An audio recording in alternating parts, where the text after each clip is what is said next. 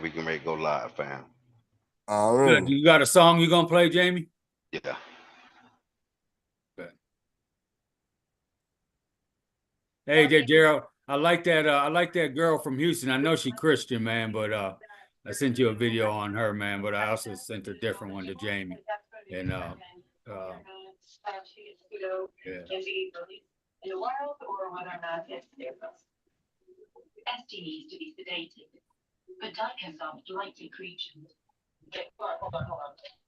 Make sure you mute your mic, E. Okay, sorry. I'm walking away. It's all good. Just chime. You already know to chime in whenever, man. We gotta have that input. For sure.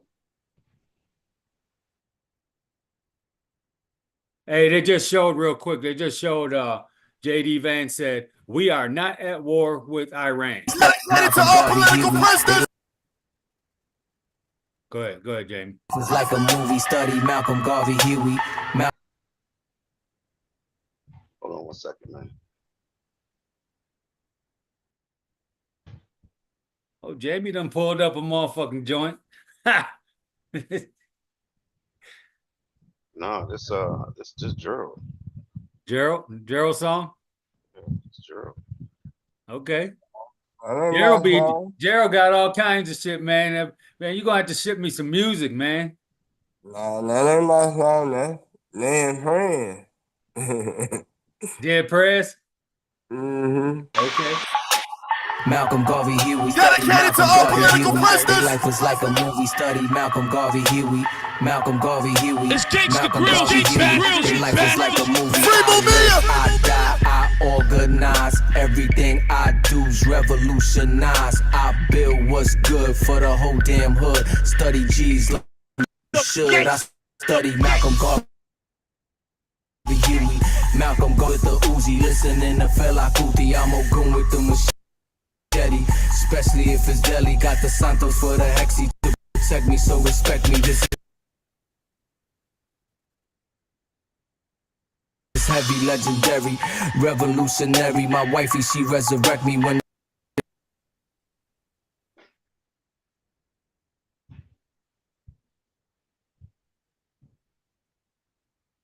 they thought they had me buried. Took me out the cemetery, now it's family over everything.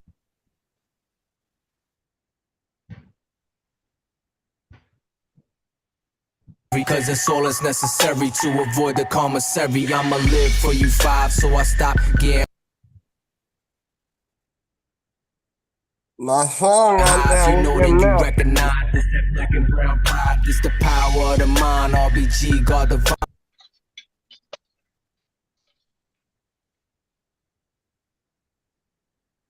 You can see through the lies if you could read between the lines. live, I die, I organize. Everything I do revolutionize.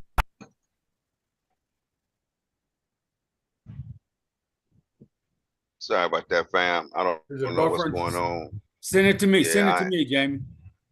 Send it to me. Let me play it. Let me try to play it. Or Gerald. My song was on there with them in that video. Yeah. Yeah, sorry about that, fam. This I don't know what's going on with it.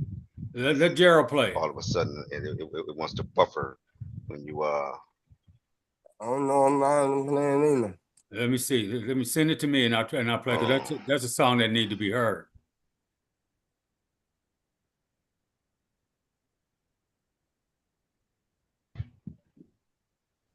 That's right. All right, go ahead.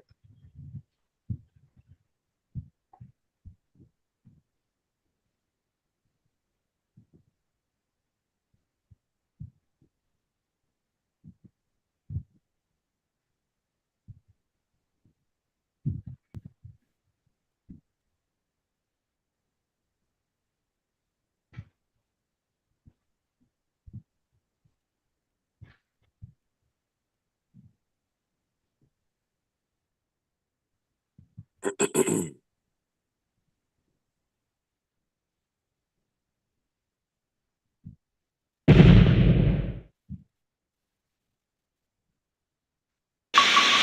you hear that?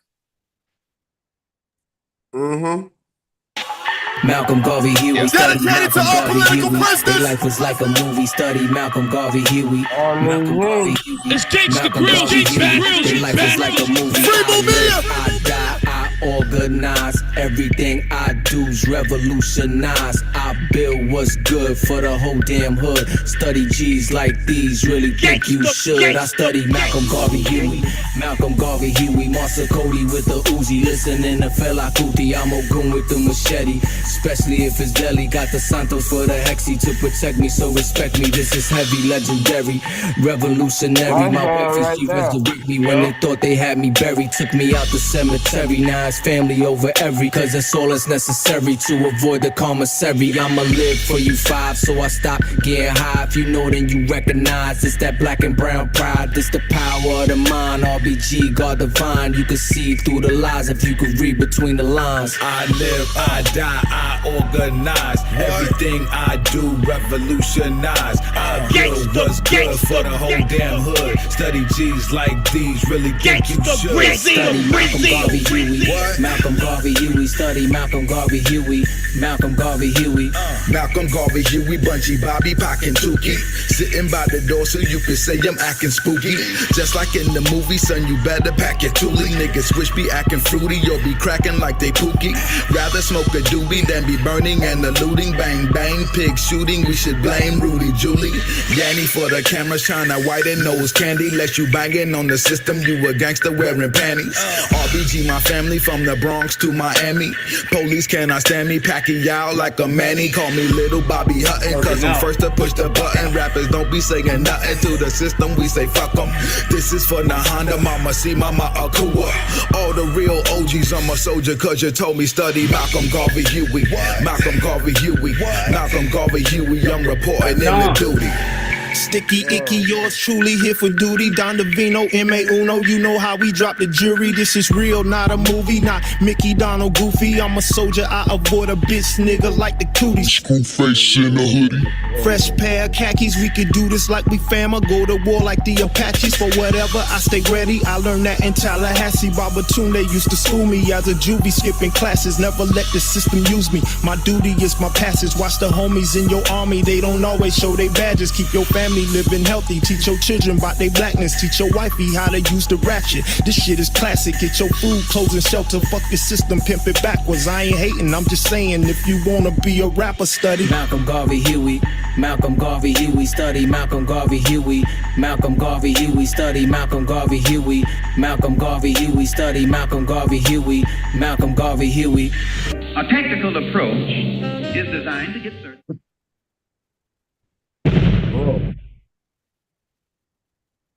That's right. That's right. That's right. Welcome, Garvey Huey. Welcome, Garvey Huey, fam. That's right, man. Peace to the family, man. Welcome to Sankofa 180 degrees. We back at y'all again. How's everybody doing, man? Hope everybody is wonderful, man. I gotta stress to you, fam. First of all, happy Juneteenth. Celebration. My fault. And we done entered into war now, fam. So now we at war. I don't know how you feel about that, man, but hey, just prepare yourself, fam. Practice your Second Amendment. All right, heavily practice it. All right. Anyway, listen, man. First Sunday every month, man. We got a children's book read coming up. Hey, man, it's real important. It's real important that we participate in that, man. We have to participate in that, man. This children's book read. This is about our African history, man. And as you know, all around the country, they've stopped teaching Black African history. You know what I mean? So the school curriculums won't allow it in a lot of states, and pretty soon it's gonna be your state too.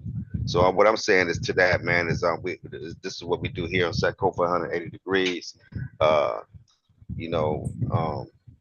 We teach Black African history, and that's what we're doing here, man. We're showing our kids Black queens and kings and geniuses, our geniuses, you know, and just giving information on them, and different places in in Africa, and different people, real places, real events. You know what I mean? We ain't talking about no fantasy fairy tale stuff. We talking about real people, real places, real events. And so what we do is we give out free books, man. We put you in a drawing, and if you win, we spin you on the wheel. If you win, you get a free book. Don't cost you nothing, and they're good quality books, real informative books, good African history, and it's both for both parent and child, man. And so come on in, man, and join us. That's what we're doing here at first Sunday every month. We also do every Friday night, 7 o'clock p.m. We do an open mic. Come on, join us. Talk about whatever you want. You know what I mean? Whatever's on your mind, man. Let's talk about it, right? And then, of course, on Sundays at 2 o'clock Eastern Standard Time, we do presentations and things like this, videos and stuff like that. Real informative things. Hey, so peace to the panel, man. What's going on, fam? Oh, man, let's go ahead and get there. Jump in, Gerald. Want to know how y'all doing? And then me here. You want to see your name, you want to see your up, you want to see your in. I ain't gonna be long. I'm going to my nation. That's all I'm like, Lord. Happy Juneteenth, happy Emancipation Day, Freedom Day, whatever you know it. You know what I'm saying? The struggle still continues. You know what I'm saying? And then free since 1865 with the change, we have a free mind. So know thyself, and again, happy to be here. That's how I'm like, Lord. That's right. That's right. Go ahead, And E. go ahead, E. Happy to be here as always, man. Do a little multitasking right now, but let's see, I'm here. I'm right here. Peace to the panel. All right, Sorry. E. Good. Yeah, peace to the panel, man, and peace to anybody out there that's watching, man. Big ups to you for joining some real information, man. We put in that work, man, to put that work out there. So, it's just a travesty that there's so much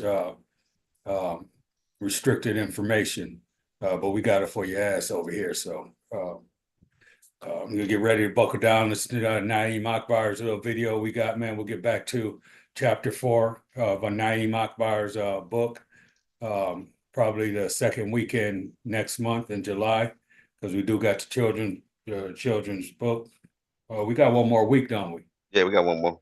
Yeah, we got one more week, so we decide what we're gonna do on that, man. But we got that book for you, man. Plenty of information, but it's always good to see some visuals too. So, big ups to Gerald for throwing that out there and putting in that work for us to be able to view this. Peace and Black Power, man. We're at war, man, and it's time for us to just bond together more. I'm against Trump, man, and I'm against Trump people that voted for that fool, man. Nevertheless, we as Black people got to come together, man, and this is a channel that we can do that on. And just remember, on Fridays, I post on a number of platforms to come on here on Friday night open mic conversation session that we have. Jamie mentioned it at 7 p.m. Eastern Standard Time. You can either float around with the bullshit in your mind, man, and propagating that, Black love and all this kind of stuff when you don't know Black history, or limited at least, at least limited to, the years of slavery. That's some bullshit. So, we take it way back. But Naeem Akbar is going to drop some knowledge on you. I'd like to thank Jamie for always being up on the game, providing this stuff and at the helm of the controls and stuff. And E and Gerald, man, got packed information, man. We got some real good scholars on here. And then Carrie is handling business, so she sends her love for sure. For sure, for sure. All right, tell the queen we said peace. And fam, like I said, man, join us, man. We ain't doing nothing wrong. But what we're gonna do is we're gonna show Dr. Naeem Akbar Ultimate Liberation. All right. I'll run that video from my end, Jamie. Okay, you gonna do it? Yeah, I'll do it. I'll do right, it. bet. So I've been buffering. Sounds good. All right, man. Yeah, it's just Dr. Naeem Akbar, Liberation, check one. Good food. All right, fam. Related to our liberation, man, to to our liberation. You got YouTube ready, of course. Yep. Yeah, we ready. We rolling. All right. Bet. Food shouldn't feel exclusive. It's for anyone who wants better without the hassle.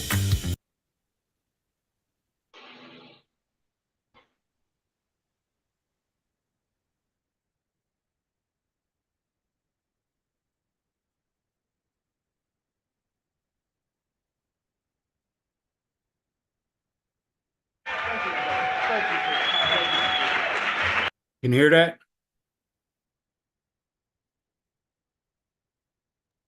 Yep. Okay, bet.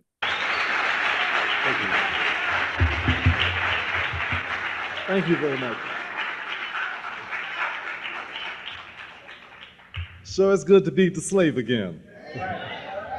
With the name of God, who is the most gracious Can you and make the the most screen bigger? merciful, in the presence of our ancestors, understanding as African people that we stand on their shoulders, I got it as big as I can get it on my end.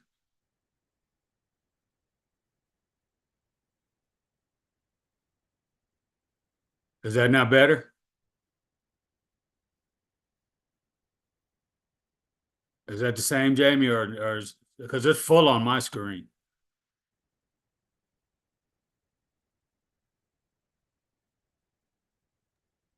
Full on my It's full on your screen, Gerald? mm-hmm. E? I could see it.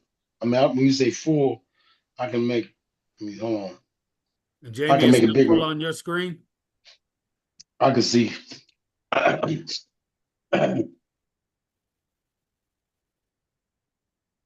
Jamie.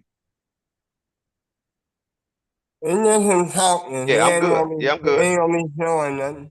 I'm good. we invite them to join us at this time and to be with us as we celebrate and continue along the path which they have already forged on our behalf. To the sisters and brothers and sisters, to Brother Alton Maddox, the United African Movement, to those of you who've come from the far reaches of the boroughs of here in Manhattan and thereabout, it is indeed a tremendous honor and pleasure for me to greet you again. To some of you, salam alaikum. Others of you, hotep. Others of you, habaragani. Good evening to some. And yo, what up to the rest of you?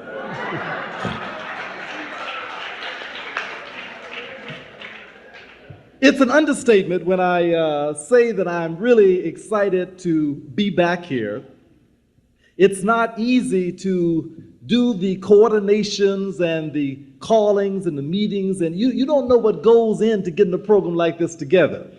There were lots of phone calls and faxes and letters and missed times and missed people, and it's just a lot that goes into it. And it's just it's such an honor to be able to come and just sit down and enjoy it when you don't have to go into the details of making it happen.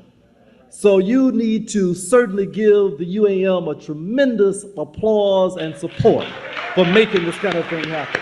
Thank you.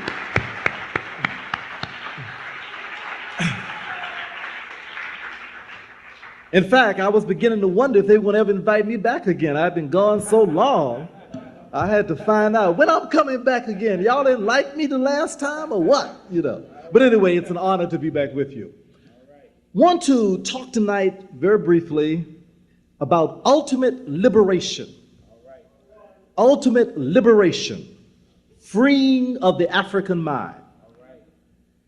One of the things that we need to be clear about is that we have been trying desperately to get free ever since we've been here. There has never been a period in our experience in North America that we haven't been trying to somehow gain liberation, to get freedom, to get away from the oppressive restriction on our humanity.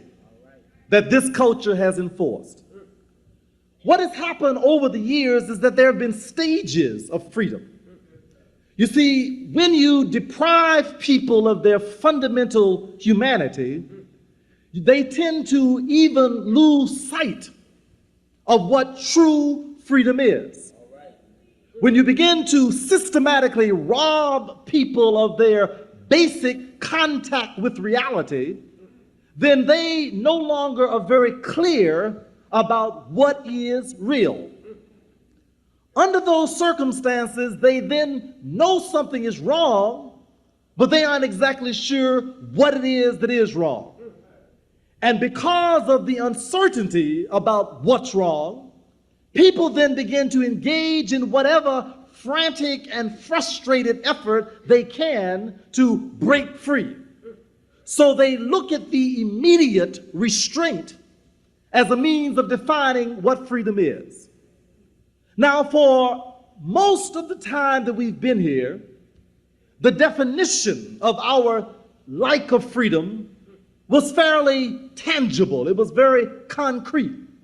We had chains on our wrists. We had manacles on our ankles. We had hoops around our necks. We had dogs restricting our movement. There were guns standing at the fence. There were very tangible, concrete limitations on our access to movement that made it very clear that something is wrong.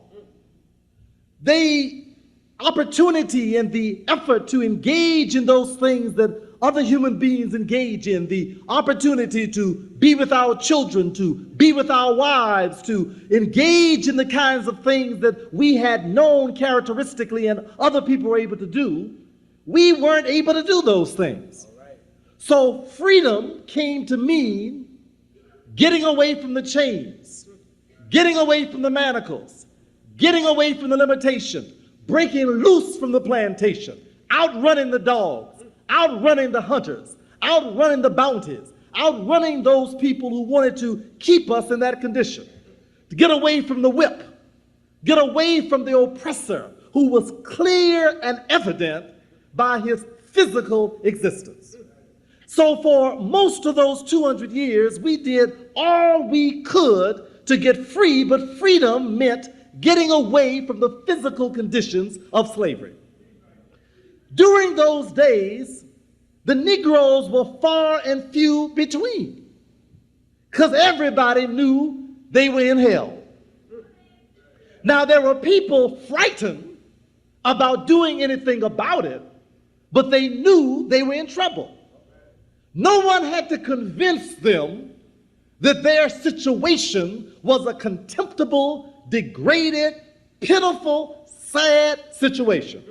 Except for a few of them, of course, who'd gotten to hang out in the house and they thought they were what they were working at.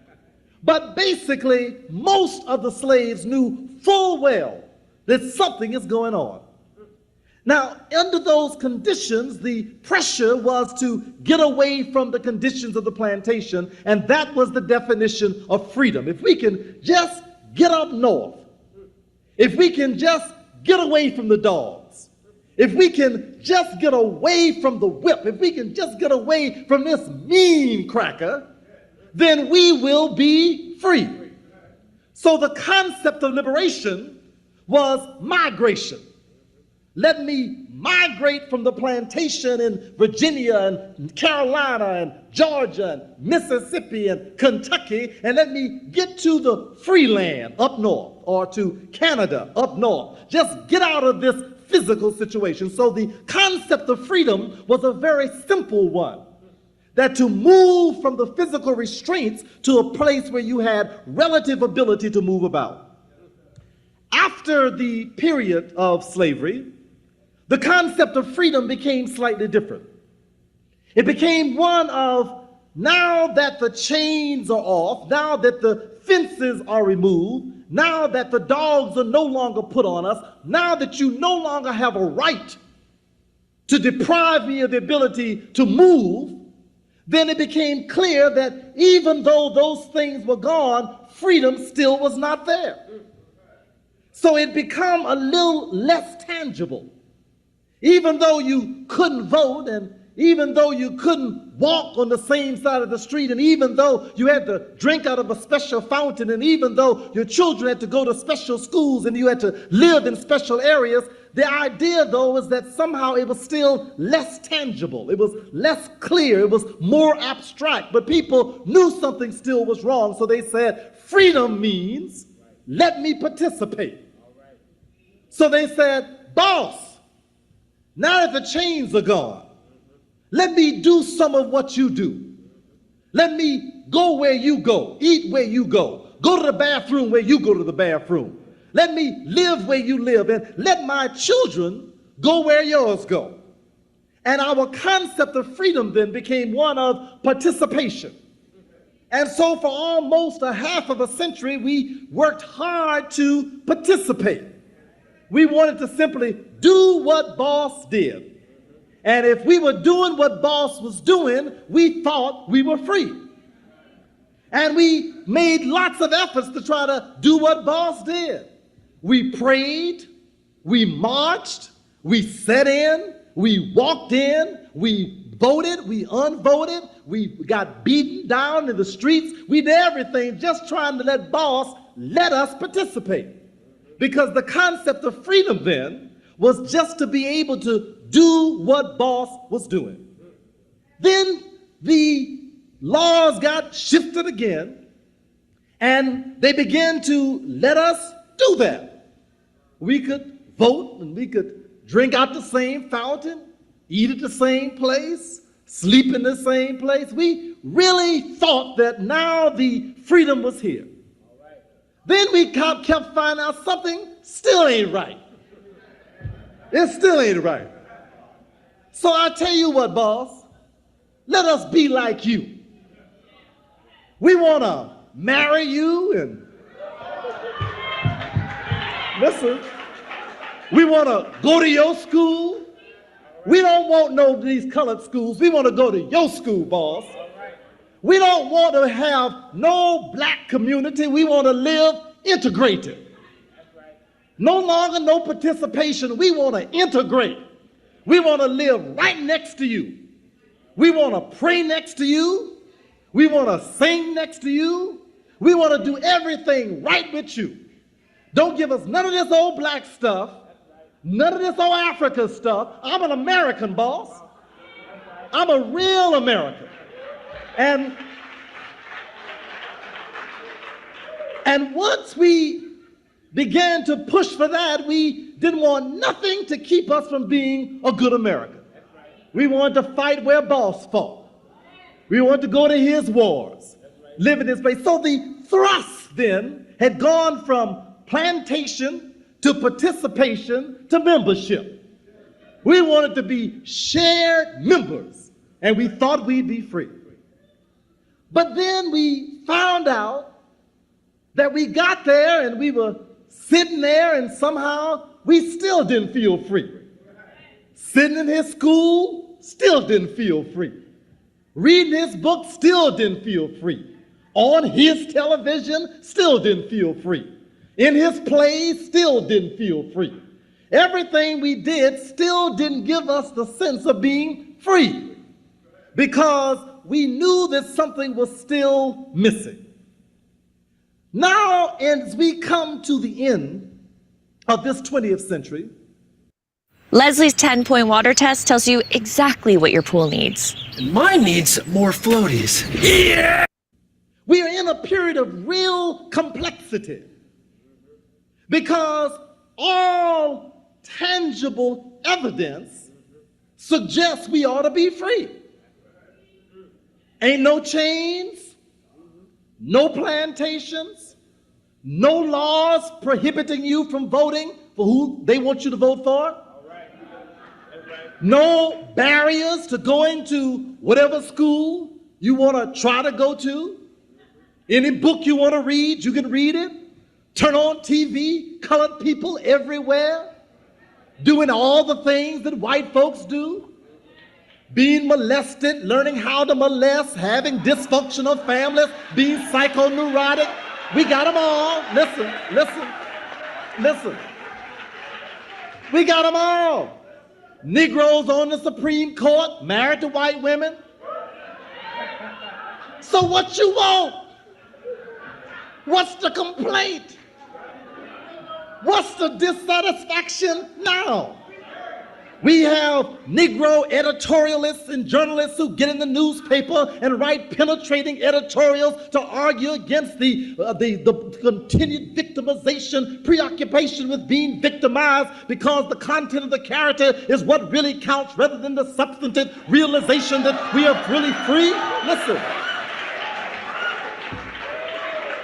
we have right-wing conservative Republicans who tell the Negroes they ought to shut up and stop complaining. They got everything they need. They're just addicted to complaints. Complain, complain, complain. I'm free, you free, what you want to be. It's all there because now it's not as tangible anymore. But the majority of folks still know something is wrong. Every time you look at a statistic that reflects negative things, we at the top.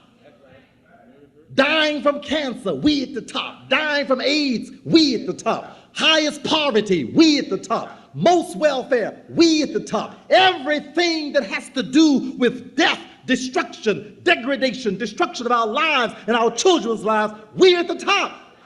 And even though we have representatives who look like us, sitting at every high peak of authority, the bottom line is that we are still primarily plantation existing Negroes.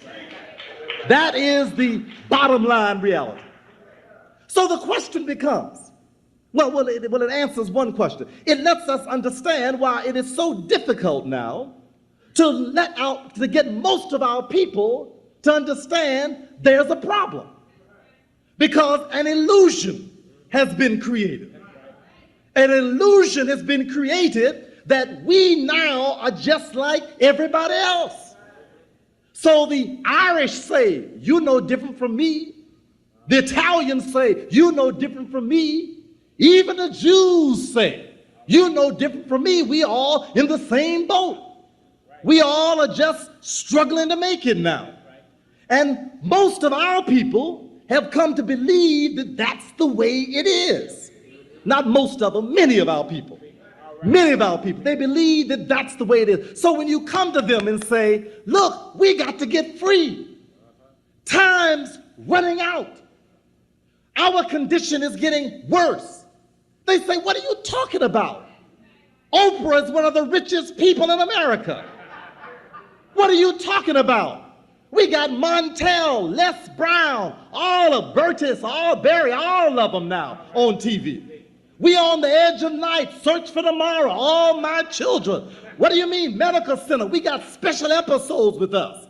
We've had the Cosby Show. We got everything. What do you mean? We've got PhDs, LLDs, DMs, MDs. You name the D, we got all the Ds. What you mean?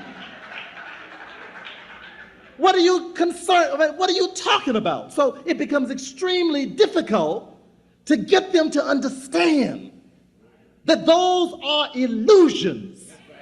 Illusions that have been created to keep us pacified, quiet, and stupid about our condition. Now,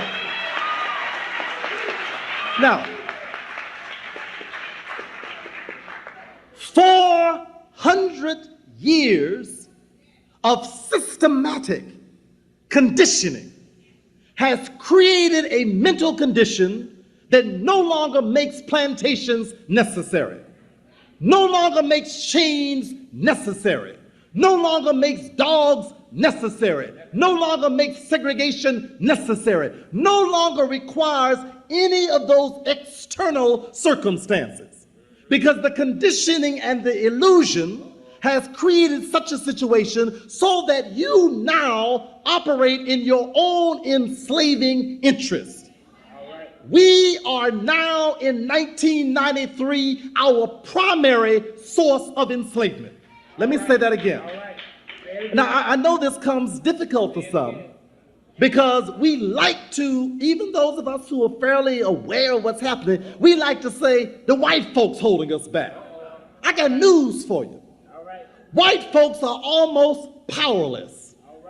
They have created such a mess in this world, they can't hold themselves back anymore. Listen, their children are crazy, their families are dysfunctional, they are polluted, they are toxic, they are addicted, they're insane, and they are broke. The only thing that's keeping them working is the illusion.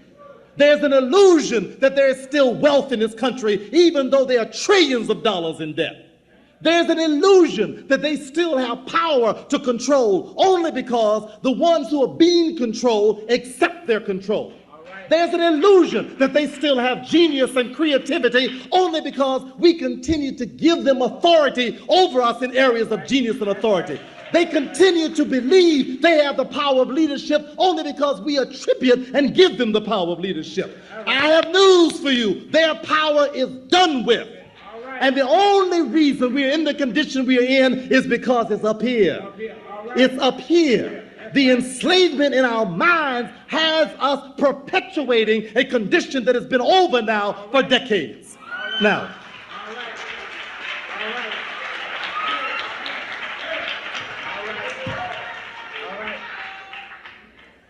several things have got to be dealt with. Because there are several forces that hold the chains on our mind. One of the chains, one of the forces, and one of the most powerful forces is fear. Fear. Terror has been bred into our very genes. Centuries of watching each other beat and destroyed and mutilated. Whenever we expressed any manhood, any womanhood, any peoplehood, any selfhood, watching that century after century breeds terror into our very genes. We fear standing up for what we believe to be true. We fear being identified with positive things for ourselves. We fear saying to our enemies, you are an enemy. You always have been, you always will be, and I don't trust you to be another damn thing. That's the problem. We fear. Listen. If you engage in a process of lynching people publicly, century after century, decade after decade, by the thousands, people begin to transmit even to their offspring. You better be careful. You better watch out. You'll get killed. Watch what you say. Watch where you say it. Be careful. If we begin to restrain natural creative assertiveness because of the internalized fear that it's danger to stand up if you're a black man or a black woman. If you identify with those things that mean your own well-being, it's fearful to do that. Now, it gets translated into more narrow ways. People get afraid. Well, I might lose my job. You know, I've had this job. I got these children to feed. You understand? I would be there with you. I would stand by you, but you know, I work for these people. What's going to happen if they fire me? So we become frightened. Or, you know, I'm trying to get a degree. You know, as soon as I get out of school, I'm going to be right there with you. I'm trying to do my, you know, but you know, I can't do much now because, you know, I'm still here under these people got to determine what's going to happen to me. But it is a fear that's an old fear. And we are finding concrete, tangible, local reasons when in fact it's deeply inbred in our very makeup. We are frightened to stand up as a community.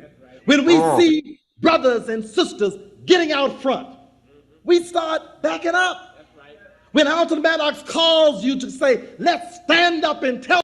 You want to say something, Gerald?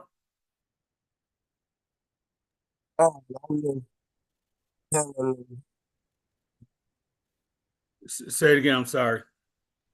Now, William over here cheerleading. Okay, bet. Yeah, you want to say it now? Say it again. You want to say anything? No, I'm good, man.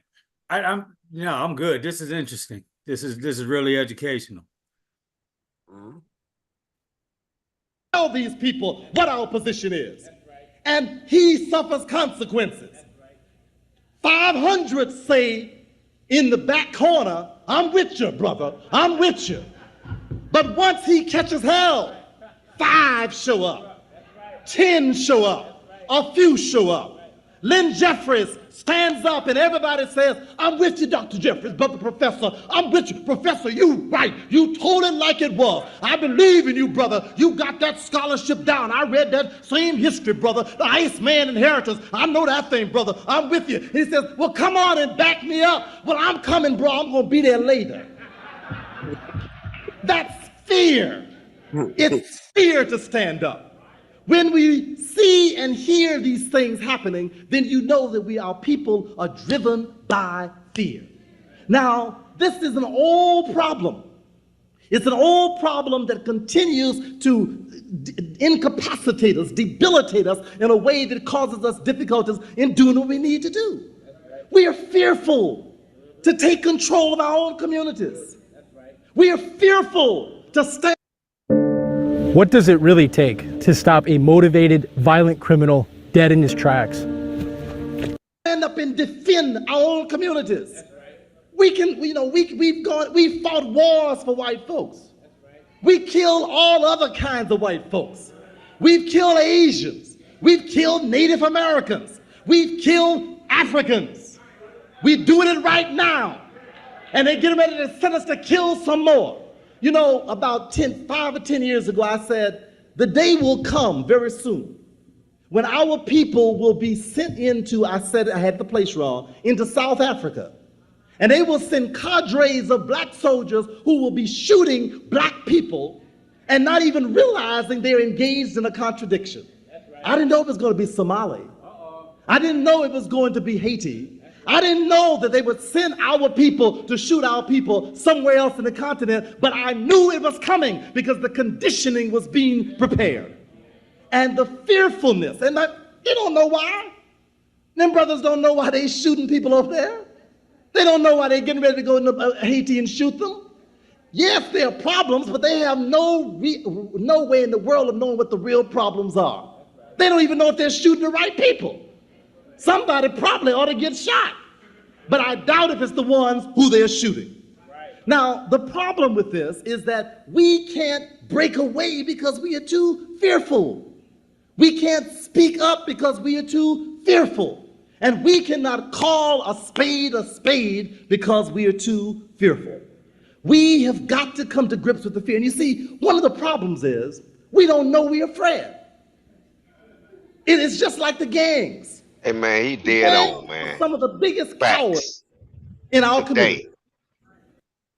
Them is facts today, man. Right now, like that's like he dead on, man. And it's the same right now today. You see, he talking about I don't know when this was recorded, but I'm just saying 93, I think. 93. Yeah, 93. And that's when you can tell a hit video is timeless. You can play it at any time, and but he's a psychologist. He deals with our mind, and some of our people don't always be here. You with me? The majority of our people, 85% of our people, always gonna be right here.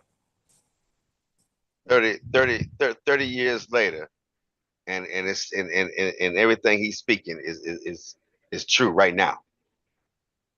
Still. Come on. Still, man. Still. He dead on, right? Like he dead on though. What I'm saying. He ain't off now by nothing. He dead on. And it's 30 years later, King. Like what? If he didn't tell you what year it was, you would think he did it right after Juneteenth. Right. Yeah, see. That's what I'm saying, man. All right, I'm cool. Yeah, I'm going to rewind it back to 13 something at the end of the video though. At the minute mark. 13. Fear. And we got a lot of our people not wanting to stand up. But it's a reason for the fear. we were terrorized. So it ain't like we just in for nothing. No, it was some actual terror went on. You know what I'm saying? And sometimes you'll hear saying, don't mess with the man. You know what I'm saying? You ain't going to jail and you'll die. You know what I'm saying? Yeah, you're gonna lose your job or other amenities. Your livelihood, you can't work, yeah, he can take all of that from you. He can even take your freedom, lock you up. Right.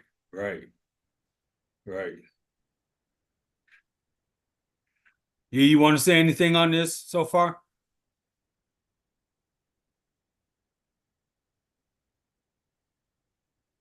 Multitasking. By themselves. They can't walk by themselves. They can't do anything by themselves. If they are not with the group, if they are not with their homies, if they aren't supported by an army around them, they are weak, spineless, whatever. Yeah, punks, whatever.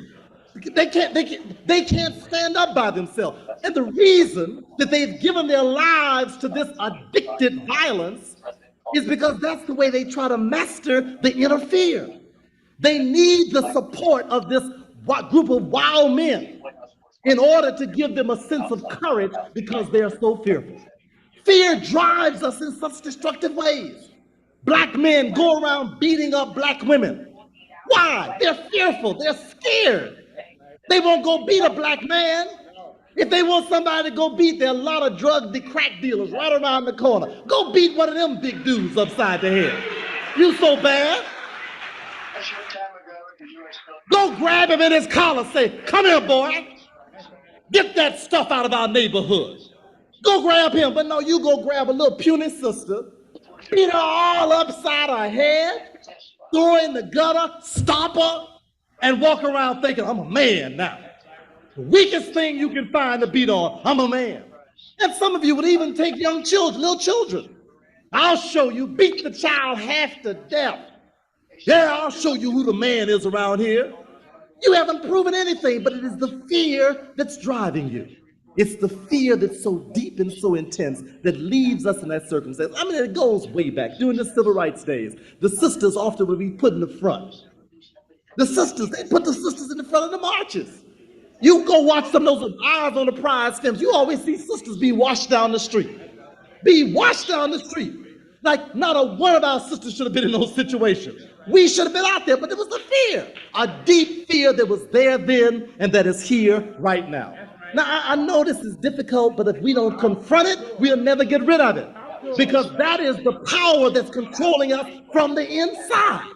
That's why we can't take a stand out and say, no, this is not what we want in terms of political leadership. We will form our own, build our own, and protect our own. We will do it this way. This is why. This is why we won't go out and take a step out on businesses, and we will support our own businesses. We won't even take our money out of white banks and put it in black banks and make the black banks do what they're supposed to do. We won't go to a politician who we put in office and say, wait a minute, don't you know how you got in this office? Don't you know we voted you in here? What do you mean you're beholden to somebody else? How many of their doggone votes you got? Well, we have to keep harmony. Harmony, hell. I'm your harmony. I'm your harmony. We don't even require people to do what we pay them to do, elect them to do, want them to do, require them to do, because we are fearful of standing up. Fear is number one. Number two, I'm talking about the chains on our minds now. I'm talking about the inner freedom. I'm talking about the freedom that is keeping the African from getting free. Secondly, dependency. We don't know how to do for ourselves. We don't know how to do that. And I mean, it makes sense. I mean, if you haven't done anything for yourself in 4 centuries, you forget. I mean, you really don't know. We don't know how to organize things. We don't know how to make things run correctly for us. We don't know how to make things serve our own self-interest. We end up sabotaging our own effectiveness because we always want to depend on someone else to take care of it. Now look, there is no reason in the world for us to believe that European Americans will ever educate our children correctly. Ain't no reason in the world. I mean, why would you believe that? What would give you the idea that you could ever convince these people to educate your children right? I don't care how much you protest, how much you demand, they will never do it. What they will end up doing is end up getting some white folks to teach them Afrocentric orientations.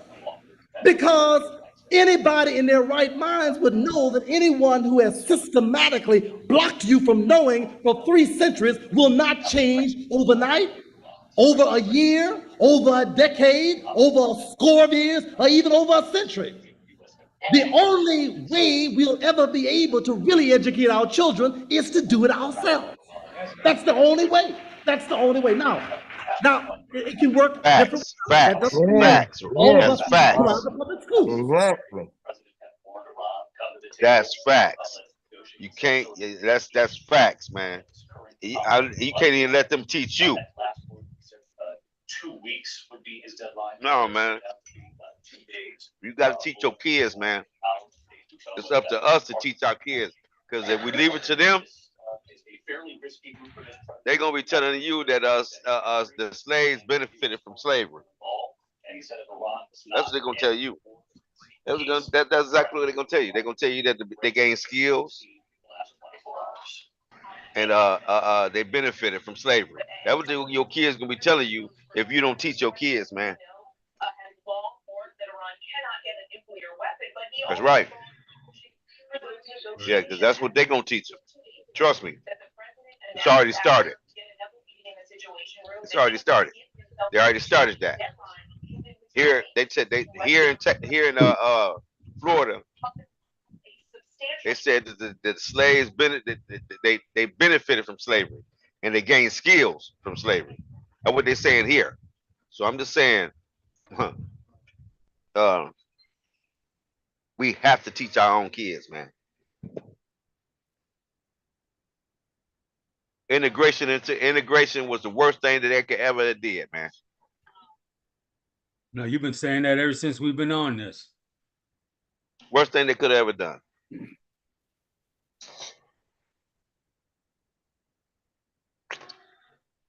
The public schools belong to us too. And there are skills and resources there we can use. But for the real learning, for the learning that will empower them, we have got to depend on us to do that. Everybody else does it. The Japanese do it. You're right here in Brooklyn, you know the Jews do it. Everybody does that. They go to public school, get what the public schools got, then come home and get the real thing from themselves. Every church and every community in America ought to have an afternoon and a weekend school to provide additional education.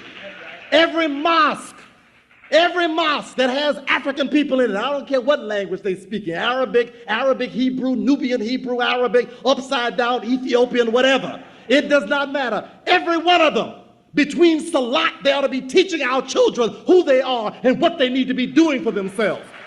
They don't need to be walking around with all these strange foreign costumes and everything, trying to pretend they're somebody they're not. What they need to do is to understand who they are. Who they are, what is their particular responsibility as Muslims or as Hebrews or as Christians or as metaphysical spiritualists or transcendental whatever, it doesn't matter.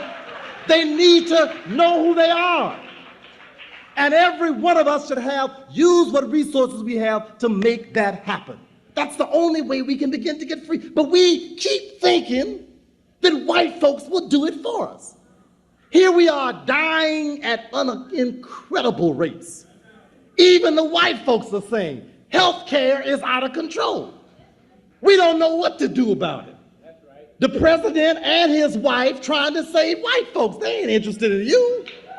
They're saying we don't know what to do about white folks' health care. And how many black folks are trying to organize to get hospitals in our communities? How many? None. Not since Elijah Muhammad died, who said, we need a hospital for our people. Have I heard one black leader stand up and say that? Not one. He's the only one I heard say on a national level, we need a hospital. Have you been sick lately? With or without insurance or an HMO? These people treat you like a piece of beef.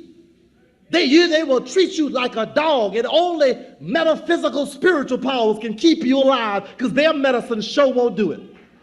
We don't understand that when it comes to preserving your life, why are we so willing to turn ourselves over to people who always want to take our lives? That's right. That doesn't make any sense to me.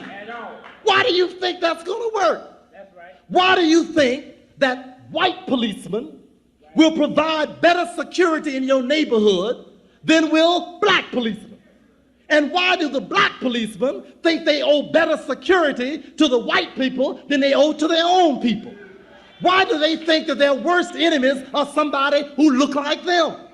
And what is the nature of the crazy mind that makes us believe that because they are policemen, they are our worst enemies? That's because of the dependency mind. The cops often believe they belong to the white folks, and we often believe they belong to the white folks. And because of that misconstrued illusion, we end up becoming enemies to each other. And if they are not ours, then we ought to get our own. We need to have our own security to depend and protect our own communities. But you understand the problem. The problem is that we are dependent. Now, we're talking about starting a little mom and pop store, a barbecue stand, a barbershop, a hairdresser. Let me just read this real quick. The first black-owned and operated hospital in the United States was Providence Hospital in Chicago, founded in 1819 by Dr. Daniel Hale Williams. It also served as a training school for black nurses who are often excluded from white-dominated nursing schools. We don't talk about putting up a security system to protect Bed-Stuy, to protect Harlem. We don't talk about creating a health care system for our communities. The NAACP doesn't talk about that. The Urban League doesn't talk about that. Our organizations don't talk. We don't even think in those terms. We assume that the most essential things we have, somebody will take care of for us. That is a bizarre, insane, brazen dependency that leaves us in the same state we were in 100 years ago. Now, don't get depressed now. We're going to talk about some solutions. But I want you to understand the problem. I want you to understand what the real problem is and how we are driven by these problems that are completely depriving us of our energy to do anything. Number 3, chains. These are problems. These are things that are restricting our growth. Number 3, this is the worst one. Disunity. Now, I don't even need to talk about that. You know that. You know, I don't know if you believe this or not, and we have such little confidence in ourselves. We really don't know. Do you know that we can solve any problem we have in our communities? Juvenile problems, education of our children, healthcare problems, legal problems, political problems, even economic problems. If we came together, and we have some of the best trained experts in the world in every field imaginable. Many of them are kind of crazy, but that's to be expected. But if we could even get the crazy ones to come work as a unit, we could do miraculous things. Some of the best educators in the world are our people. The best engineers in the world, our people. Best physicians, our people. Some of the most creative and genius legal minds in the world, our people, African Americans. We have creative artists, creative musicians. We have creative actors. Everything we need, we got. We don't need any new supply. The supply is adequate. Yeah. Hey, we got talent, we got mind, we got or work for somebody else. And give ourselves away. We don't believe in ourselves. Go ahead. Yeah, he said earlier that see what I wrote down here.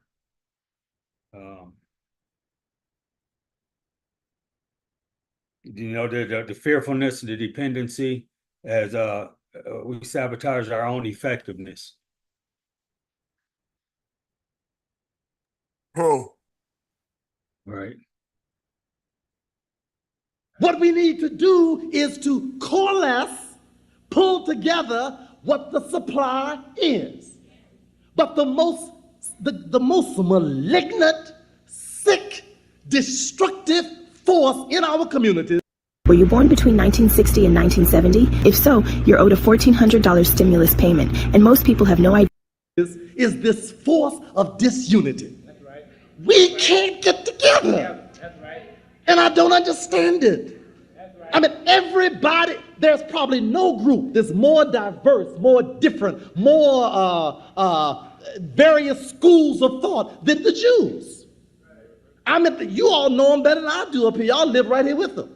I mean, a Jew on one block don't look nothing like a Jew on another block. Some of them got little curls by the ears, others got yarmulkes on, others got funny hats, some of them don't take baths, some of them do, some of them change their name. They look all kinds of ways. Some of them are atheists, some of them are so spiritual they don't even know where the earth is. I mean, they have all kinds of things. But if somebody says something about Jews, they all there. They're all there as a single force. Reform, Orthodox, Hasidic, atheistic, secular, sacred, holy, unholy, devils, gods, all of them. They're together. Because they understand that whatever else we may be, ultimately our faith depends upon our understanding that we are first and foremost in this world situation, Jews. You must understand that no matter what else goes on, no matter what else you may be in this world, first and foremost, you are an African black person. That's number one. That's number one. That's number one. That's number one. But look, we so easily buy into every kind of divisiveness imaginable. If we don't buy into a divisiveness they have given us, we create a new way to be divided. And you know, I don't have any problem with some of us being AMEs, some being AME Zion, some of us being United Methodists, some of us being Church of God in Christ, some of us Church of God in Christ in the afternoon, some of us Church of God in Christ in the morning, Church of God in Christ in the sky, Church of God in Christ on the ground. I mean, it doesn't matter that. As long as you understood that in the process of doing all of that has got to eventually take us to the same spot. We've got to understand that it is not about Muslim versus Christian versus Nubian versus Hebrew. Every one of us, none of us, the Arabs don't look at us and say, my brother, alhamdulillah, assalamu alaikum, come my brother. They say, there comes a nigger. Even though many of them look like us, they make a point to see themselves as distinct from us. They don't embrace us. Even if we speak, they think they ought to teach us Islam. They think they're the only ones who have it. They think Islam is their religion. They don't know we think it's ours too. They think it's theirs. The Pope don't love you. I don't care how many Hail Mary full of graces you say, how many candles you burn. He don't give a damn about you. He didn't do it in World War II. He didn't do it during slavery. He didn't do it before. He does not care today. But we think that's number one. All of these things. Don't nobody care whether you went to NYU, Princeton, Yale, or Hampton. Who cares? What are you equipped to do? Who cares whether you are Alpha or Kappa, AKA or Delta? Mason. Who cares whether you're a Prince Hall or Find Me the Night of the Pythians behind the back room with the solid black stone moving upright to the square with a perpendicular compass? Don't nobody care. If that compass and square and stones and books and all them Solomon's temple and all the lines of the tiger's grip and the lion's paw, if all that will pull you out of this situation, bring it on. pull us out. But you see, we don't use these things as instruments to our liberation. We use them as instruments for our own and continued destruction. We are constantly finding ways. Look, we should be able to sit down with any of our people, anywhere, and find some point of agreement. I don't agree with everybody who's African American, by no means. But this thing does not require us to be uniform. It requires us to be united. We should be able to sit down with even our most crazy Negroes and find some point of agreement. And I'm willing to do it. And I've tried to do it. We should be able to sit down with our most fanatical warriors. I mean, with spears, loincloths, dynamite in their back pockets, everything, ready to blow up anything white. We ought to be able to sit down with them. In fact, we ought to sit down with them.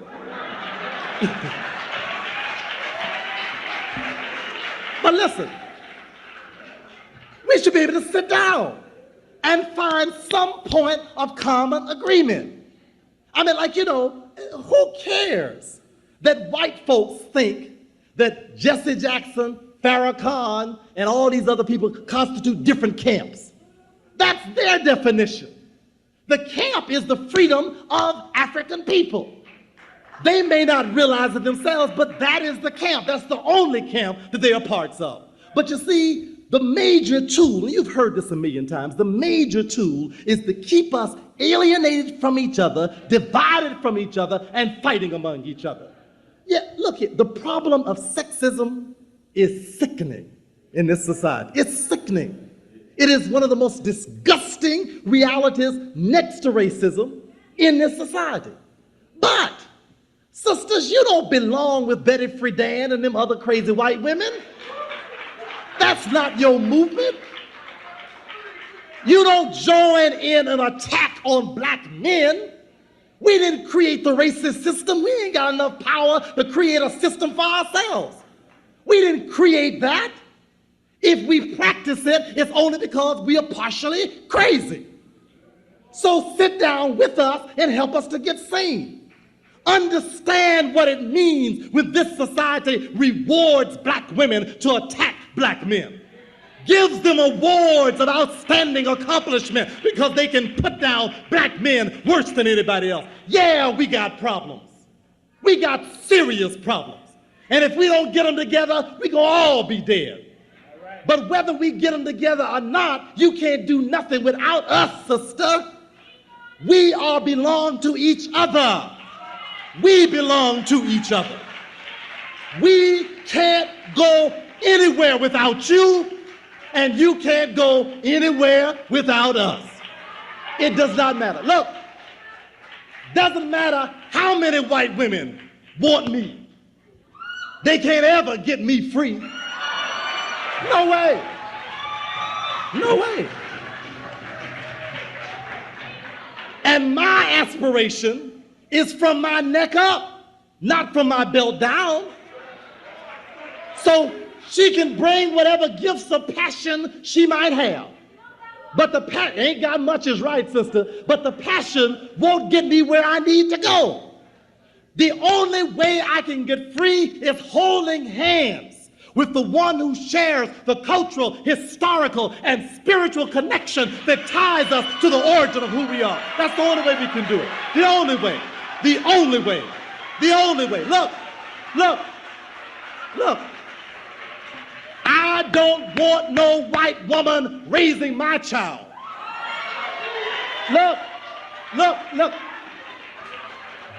I don't care what toys she buys it, what plays she takes him to, what zoo she goes to, what vacation she takes him on. I don't care what she gives. The only person I want to raise my children is a black woman from Africa. That's who I want. That's who I want. Listen. No doubt about it. Listen. There is no agenda bigger than the agenda for the salvation of our people. That's the only thing that we have to worry about. And if we see that foremost, we can deal with all these divisions. We enjoy so much tearing each other down. Well, brother, what group you with? I'm with God's group for freedom for Africans. Which God? Well, ain't but one. The fact that we call him different names, that's our confusion, not his or hers. I mean, that's our problem, not the problem of God. So the problem is that we need to understand that as long as we are caught up in these things that keep us at war with each other, we cannot pull together what's necessary to free ourselves. We tear each other's down, always looking for a flaw, trying to find something bad, dirty, distracting, so we can tear them down. And it's because of our own fear. We see a man standing up, doing what men's supposed to do. We want to find something wrong with him.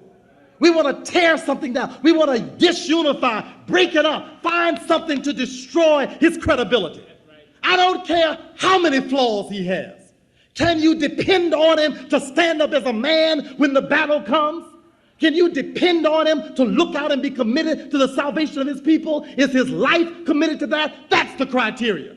We all got flaws. Who came off the plantation without a flaw? You don't get off the plantation without a flaw. Every woman, every man, every child, every African who went through slavery literally or symbolically came off with a flaw, or several flaws, or 20 or 30 flaws. But the flaw is not the question. It's one's commitment to the liberation of our people that must be the criteria ultimately. That's the criteria. So, in order to free these minds, we've got to overcome fear, dependency, and disunity. How do we do it? Number one, we have got to engage in an intensive process of relearning, resocialization, and rebuilding our minds. Got to do it. That means that every day we've got to read more information so we can know something more about the depths of who we are. Do you understand the consequences of being in a culture where the entire culture, day in, day out, constantly while you are sleeping, while you're awake, is telling your story and building your internal knowledge base? Do you know the power of that? Do you know what it's like to have streets and areas of town and cities named in accordance with your history and speaking to the continuity of your history? Do you know what it's like to turn on TV and every time you turn it on, you're seeing stories of your greatness, your possibilities, your capability, your power, your effectiveness, your ability to lead the world, your ability to own the world, those stories constantly being told? Do you know what it's like every time you walk into a school, they're telling your story over and over and over and over and over again? Every holiday is telling your story over and over and over and over again. Every time you get together, you're celebrating your story. Every monument tells your story. Every symbol tells your story. Every myth tells your story. Do you know the power in that? Do you know what? Itching, scratching, licking, hot spots, and excessive shedding. No product seems to work for all. Sounds like you're... What a handicap we are under, to have nothing around to tell our story except one Wednesday night a week at the Slave Theater. Maybe some of us get this in small quantities, or pick up Chancellor Williams' book that we're still trying to get through for the first time, or picking up Chekonta Diop, or talking about what you heard, or heard John Henry Clark someplace, or heard Little Jeffrey someplace once in a while. Don't you know you need to have that propaganda going through your mind day in, day out, so you can learn to be black? Listen, listen, listen, listen. Listen, you need to, before, you don't need to even turn, maybe you need to turn on the news once in a while to find out if the white folks are on the way to get you or not. And they'll tell you when they're coming. They tell you that the cigarettes they're giving you are poisoning you. They tell you that the liquor will kill you. They tell you the air's polluted. They tell you they aren't educating you. They tell you they have no more money left. They tell you they're about to drop your job. They tell you. So you need to know when they're coming to get you. But every other thing you need to listen to is you. Pop in Leonard Jeffries in the tape. Pop in Asa Hilliard. Pop in Francis Wilson. Pop in Francis Rogers Rowe. Pop in one of my tapes. Hear something that sounds like you. We don't have to be 100% accurate. Just let us be looking in the right direction. and let you say, that sounds good, that sounds like me. I don't know whether it's true or not, but it sure sounds right. That's all you need. White folks ain't always accurate, but they always white. And so look, we may not always be accurate, but we always black. And that's what counts. So we need to begin to build to do that. We need to understand the importance of relearning, re-educating ourselves. You see, it's important. I mean, it's not just ritual to say that we were the designers of human civilization in its infancy. It's not just symbolic to say that we were the builders of the Sphinx and the pyramids. We understood the metaphysical message that created that symbolic replica that has been standing for thousands of years, watching Ra rise on the horizon day in and day out, year in and year out, for thousands of years, replicating the cycle of understanding that was laid out in those early understandings of the metaphysical reality of this world. It is not just accidental that we understand that the earliest concept of medicine and healing, the use of pharmacology, the use of the mind, the use of surgery, the use of healing was first done by black, kinky-haired, big-nosed, thick-lipped, blue-black people who look like you. It's not accidental. Listen, it is not accidental that you understand that there was no mathematics understood in this world. There were not even any mathematical symbols until Africans gave the world mathematical symbols by which they could begin to build a concept of going in outer space. You need to know that. Your children need to know that. There was not even a concept of geography. The concept of geography was so distorted and so misunderstood that the Europeans thought they'd go off to the edge of the world and fall off the side until Africans said, don't be no fool. The world is round, my friend. It's round, it's like a ball, it's like the sun, it's like the stars, it's like everything. It rolls and rolls and rolls. You can't fall off the edge because you're tied to this earth. You need to know that. Our children need to know that. You need to know that despite everything they did, we still came up with the W.E.B. Du Bois. You need to know that in spite of everything they did, we still created a genius called George Washington Carver.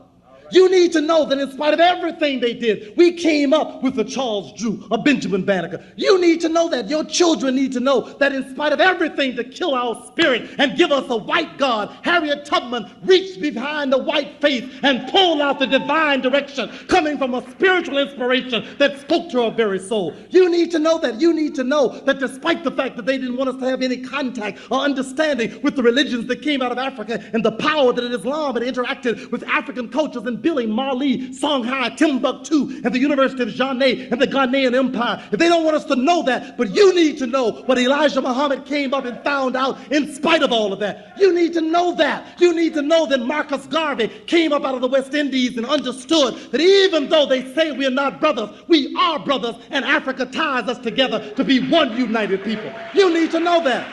You need to know that. You need to know that. You need to know that. You need to know that. Relearning. You need to understand what is the nature of the genius of this black mind. How is it that we could go through an educational system that never told us anything about ourselves? I mean, how could we go up and learn Sigmund Freud and Abraham Maslow and Skinner and John Watson, schedules of reinforcement and instinctual levels of libidinal cathexis based upon the unconscious Oedipus complex and castration anxiety and penis envy, and understood all they told us about the hierarchy of needs from the Maslowian existentially humanistic point of view, and how the schedules of reinforcement of a Watsonian notion of a Skinnerian reinforcement schedule, how they could teach us all that, and we still come out here saying that the freedom of the black man is in knowing his African self and being able to restore the spiritual understanding that ties us to the African roots of civilization itself. How could they teach us that and we end up saying this? How could they teach Frances Wilson all that good old European genetics and she look through the era and say, you're talking about yourself, aren't you? So that's what you're trying to tell us. You've got a genetic mutation. Gerald? I'm just feeling. That's right. Me too. You're suffering from a problem. Now I get it. I got it now. How could we create a Cheikh Diop, who they tried to colonize? In Senegal, made him parlez-vous français until he was Sprechen almost. That somehow feeling that you couldn't get educated until you went to France and went to the Sorbonne. Went to the Sorbonne, studied their anthropology, studied their linguistics, looked all the way through the European system and said, aha, I see. That's what you're trying to say. You're trying to say that all languages are rooted in the African language. So your paleontologists are trying to say then that there was no civilization until Africans began to establish civilization. Aha! So your physicists have understood carbon dating now, and they can go and date these ancient African mummies, and they understand that these mummies were African men who ruled Africa and African women who ruled Africa long before Europeans ever came about. That's what you want to tell us? I got it. I got it. That's genius. That's genius. Any of our children who master education in this society deserve a special applaud. They are special. Do you know what it takes? I mean, I'd be willing to bet you we could not get one gifted white child if we were raising them in a totally African culture, teaching them a total African way, giving them respect for nothing but Africa. I bet we couldn't get one gifted African child. Because they got a lot of idiots, and they got everything going for them. But look at the geniuses we produce. Look at you. Look at your children. Look at people you know. Look at the fact, yeah, we in prisons, we have all those things, but look at how we've been able to ride all those destructive things in spite of everything they've done. We are all over the world doing all kinds of things that we never were supposed to do. That's a special genius that we need to understand and appreciate where that came from. We need to understand the nature of a mind that brings together the spiritual and the rational, and understanding that spirituality and rationality are not contradictory, they constitute the same thing. We need to restore the understanding that law, be it common law or civil law, is rooted in the ethical law of Ma'at, which is the natural law of the Creator that Africans first conceptualized and understood, that when you break the law, you're disrupting the order and the harmony of the very universe that the Creator has laid down with mathematical precision. That is the message that needs to be understood, but we need to relearn, because only in relearning, we need to understand that male and female are not contradictory principles. They are complementary principles. They must operate together. There is not competition, there is union, there's a uniting, there's a fusion, out of which comes reproductivity, creativity, new mental life as well as physical life. We need to understand that the war of division that this society has created is due to their own dualistic creation that created a concept of rivalry when things were supposed to be together. We need to understand, this is the relearning we're talking about, the re-education that begins to teach us there is no such thing as individualism. No such thing as individuality. There is only the community. Only the community. Every life that exists was brought into existence by a community. Nobody created themselves except Peter. No one brought themselves into existence. A community brought us into existence. The blood that rolls through our vein is community blood. The language that we speak is community language. The practices that we practice is community practice. There is nothing that we have of value that is simply our own. The Western world has created this concept of individuality that has us at war with every other person, every other being, having us feeling like we are islands separated, not understanding that we are tied to eternity by our connection with each other. We've always been here, always will be here, and cannot be destroyed because we constitute a continuous, consistent, monolithic whole tied together to the very origin of life on this planet. That's the relearning that we need to do. Second, I got to finish up, time's getting late. Second, this is what we need to do. This is how we liberate this mind. We need to celebrate ourselves. I meant like stop apologizing to white folks for loving yourself. Stop apologizing. Stop doing it. Look, it's their problem that they believe that loving black means you hate white. Now, some of us hate white, and that's realistic. But that ain't got nothing to do with loving black. Those are mutually exclusive realities. I don't have to explain to them. I don't have to apologize to anybody on this planet. None of my people ever enslaved them. None of my people ever systematically went around lynching them. None of my people put bombs in their churches and blew up their babies going to church. None of my people ever raped them wholesale and created a mongoloid generation of people who did nothing but a bunch of bastards out of the consequences of rape. We have not done any of that to them. We don't have to apologize to anybody. Don't buy into that reverse racism stuff. Ain't no such thing. There's no such thing. Listen. Celebrate you. Be glad to be you. Be you at the best you can be. Don't be no second-rate you. Don't be no mom and pop you. Be skyscraper you. Be trade center you. Be Main Street, Park Avenue you. Be Guggenheim Museum you. Yeah, you see, we have problems celebrating ourselves because we don't know how important we are yet. We don't know the power of what we are, so we don't know how to celebrate. So we think Black History Month is enough. We think a kente cloth shawl is enough. We think to have 2 black books on the shelf is enough.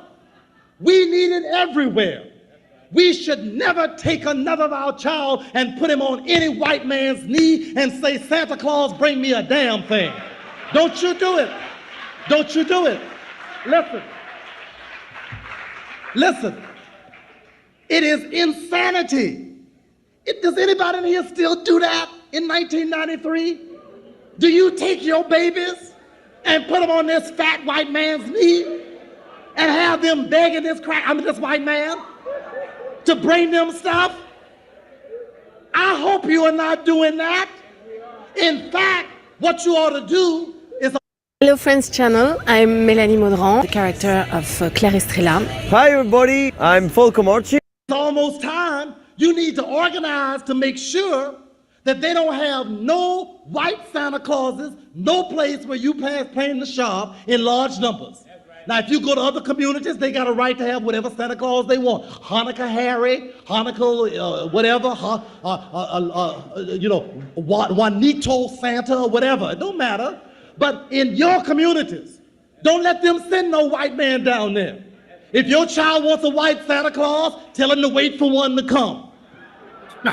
And let the white Santa Claus bring him. Let them know that if anybody is going to come through the chimney, come through the door, come through the window, come up through the pipes, it's going to be a big black man or big black woman bringing them what they need. Celebrate yourself.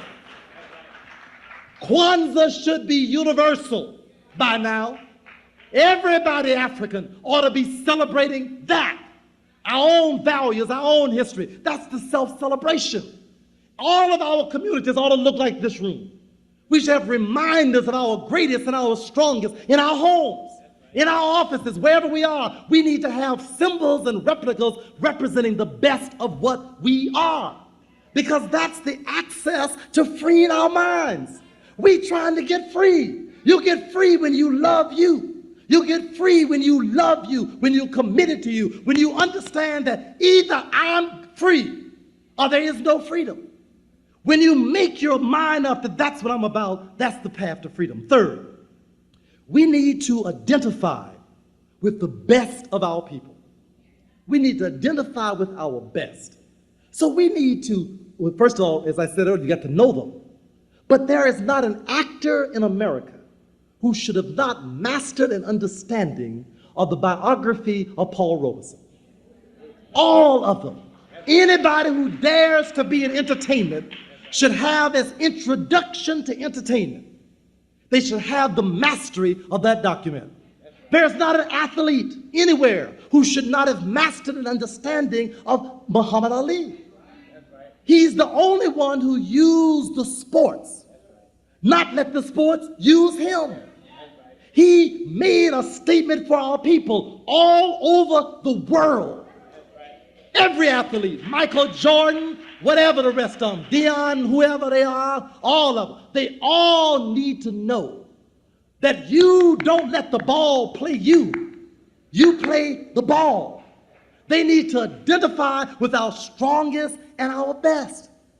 Every rich woman, including you, Oprah, you need to go read Madam C.J. Walker.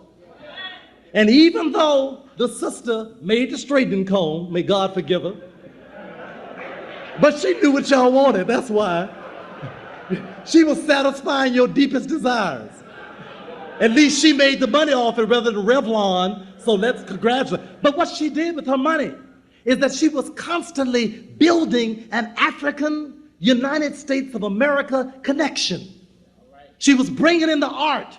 She was going back and forth to Africa. I'm talking about 60 years ago, 70 years ago, when it wasn't popular, when folks didn't want to be associated with Africa, even though she had people straightening their hair and greasing it down. The woman knew where home was. She built a theater in Indianapolis that is filled with replicas of African Nile Valley culture, all painted black. That'd be well, as This I was say. 70 years ago. And y'all just discovered the Nile Valley was black yesterday. You thought it was Elizabeth Taylor and Ramesses and the rest of it. You a brother. But all over her place, she has these images out of ancient Kemet who look like us. We need to understand if you're going to be a millionaire, a millionairess, or whatever, this is the way to use your money to build and spread that wealth. And she spread wealth. She had people, African Americans, making money all over the country, using her product and spreading it.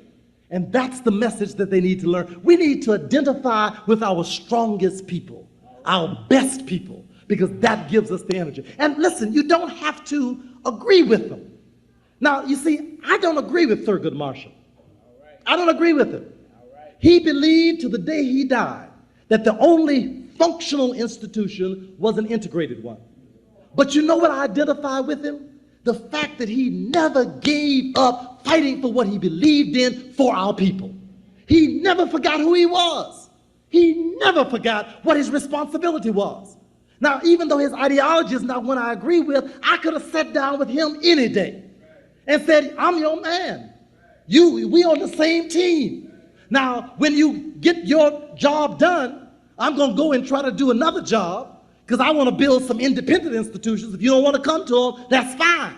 But what you're doing is based on a belief and commitment. And anybody who doesn't know what a valuable resource he was, look at him in contrast to that Negro that's up there on the bench now. That shows you the difference right there. So we want to identify with that. Adam Clayton Powell, strange brother. He had a good time. The brother partied hard. He had, some things weren't too cool. But he never forgot who sent him there. He knew who his constituency was. And he understood that as long as he satisfied that constituency, to hell with what white folks thought. Every politician, listen, every politician, Jesse, Dinkins, and every one of the rest of them need to go read the story of Adam Clayton Powell. We need to identify with our strongest and our best, because that's the power. If you want to be a scholar, you need to read W.B. Du Bois. You need to read the brother who mastered the European systems, went through every one of them step by step, dismissed them all as inadequate, and ended up in Africa. Now, that is a gradation, that is an evolution of thinking you need to know if you call yourself a student. We need to identify with these models, these symbols of power and strength in our communities, because that's the source of liberating and freeing ourselves. We need to know about the commitment of a Marcus Garvey and his organizational skills. He didn't have no shoddy thing. They tell me that his parades always started on time. And they were all dressed sharply. They all marched down the street boldly. He wasn't about doing no secondhand thing. He didn't want to go back to Africa on Delta. He wanted to go back on the Black Star Line. Now, because he didn't have the right people to choose the right materials, he got duped. Because white folks will dupe you if you don't know. But if we'd had the people who knew better, he would have gotten first-rate equipment.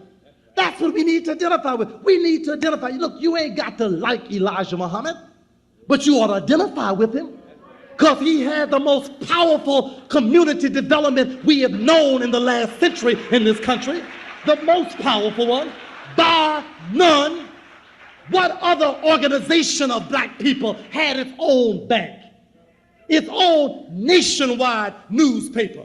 What other group of black people had schools coast to coast? I mean, not one school, not two schools, coast to coast. The University of Islam was all over America. What other group you could go into any city and find you a bean pie, a fish sandwich, and you know it was good? All over. Who else was talking about thousands of acres of farmland for everybody? Who was importing food for our communities? Now, I don't care if you don't like how many wives he had. I don't care if you got mad because he got mad with Malcolm. That's a whole nother story. But what you need to understand is that what he did for our communities is worthy of our identification. We've got to see it. We've got to see it. We've got to see it. And that's the point. That's the point. Last but not least, the way to get free is to do what everybody cannot take an excuse for not doing. You want to know what's to be done?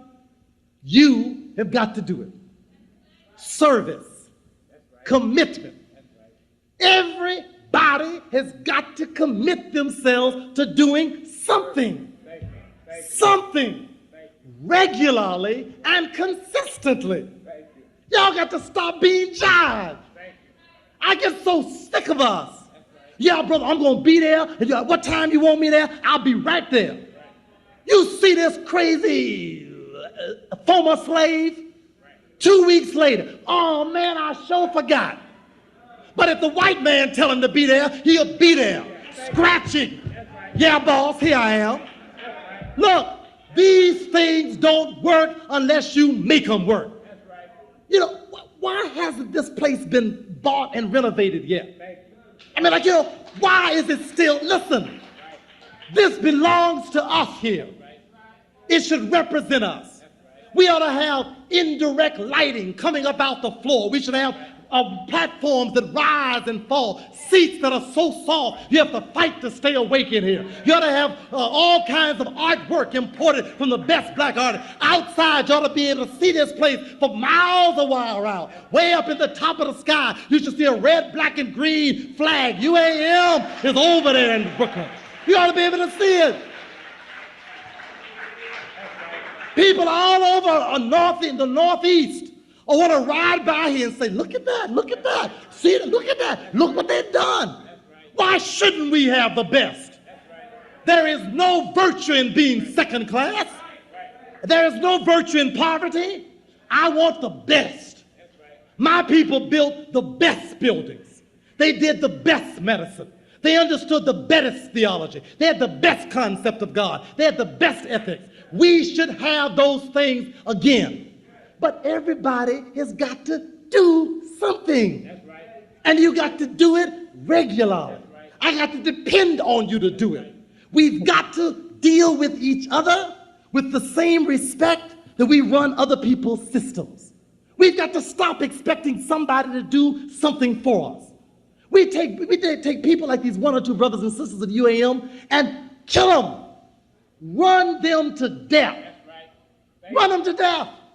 I mean, what I'm doing is my work. I don't mind being here at all. Listen. But folks almost kill me. Listen. John Henry Clark, every place I go, that brother is blind and almost 90 years old, and he's all over the world. And people are pulling on it, pulling on it, pulling on it. Nobody says, what can we do for you, brother? John G. Jackson died in Chicago just a few weeks ago. Died in poverty and bitterness. Chancellor Williams died this year, bitter, in poverty. Our best scholars, our best thinkers gave their whole lives to doing research to get us free, thinking about nothing but us, gave us the best jobs, the best money, used their genius to do nothing but us, and we let them die in poverty. The ancestors will pay us for this. We continue to destroy each other by sick, destructive, crazy mess. Throw away more money on a bottle of beer than you will on trying to bring understanding to your people. We should be ashamed of ourselves. We need to understand. Look, if your pool looks like this, Leslie's helps you avoid needing that. It's easy to turn. I say John G. Jackson, Chancellor Williams, and Dr. John Henry Clark. I say. I say. John Henry Clark should never have to go anywhere. Thank you. We need him. But you know what we need? We need to get a cable television hookup. That's right. Take it to his studio that we build for him. That's right. Put him down and say, when you feel like talking, come in and talk. And we'll take your picture and we'll beam it all over the planet. We don't need to have this man flying all over the world at his age, blind. That's right. We are killing him. We need to keep him here as long as we possibly can. In fact, when he gets ready to sit down, and you know, he's still trying to write books with almost no help. He's doing it, you're right. But that's in spite of us, not because of us. Has anyone offered him a computer? Is anyone here offered to transcribe some of his lectures so that he can begin to put his ideas together in a more cogent way? Some of you are legal secretaries. You know how to do it. How many of you have gone over to where he lives and say, can I make your home more comfortable for you? Is there something I can do? Nobody. Yeah, okay, I know there are one or two. But I'm saying all of us must understand that's the commitment. That's the commitment we must give. We must give back to those who give to us. You know, it amazes me. You know, people think that they are doing Asa Hilliard and Wade Nobles and Francis Wellesley and me and many, they think that Ivan Vance, think they're doing us a favor when they drag us all over the country in godforsaken little places in the way up in upstate New York and Minnesota, one or two black folks here, and they think they're doing us a favor by letting us make us eat ham hocks and don't even try to get no decent food, old hard beds, drafty rooms, and they think they're doing, yeah, brother, you ought to be glad to come in. Look, not a one of us, if we did not believe in you, could not use our genius that we're committing to you to get whatever we wanted. All of our, look, I can talk as good as Les Brown. The only difference is I believe in you. Les Brown believes in him and white folks. He doesn't, listen, I mean, that's not a put down. That means he uses his gift to not direct towards motivating and driving us. He wants to motivate and drive all people. I don't want to do that. Ivan Van Sertima, but you think that the research that he's done would not get rewards if he was doing it for white folks? He could be on the top of the white academic world, but he's not there because he's given his gift of scholarship to us. Don't you understand that people who've given their lives to us has been done so out of commitment and service? What do you think is happening to my family while I'm here? I've already lost my wife because she couldn't stand my being gone all the time.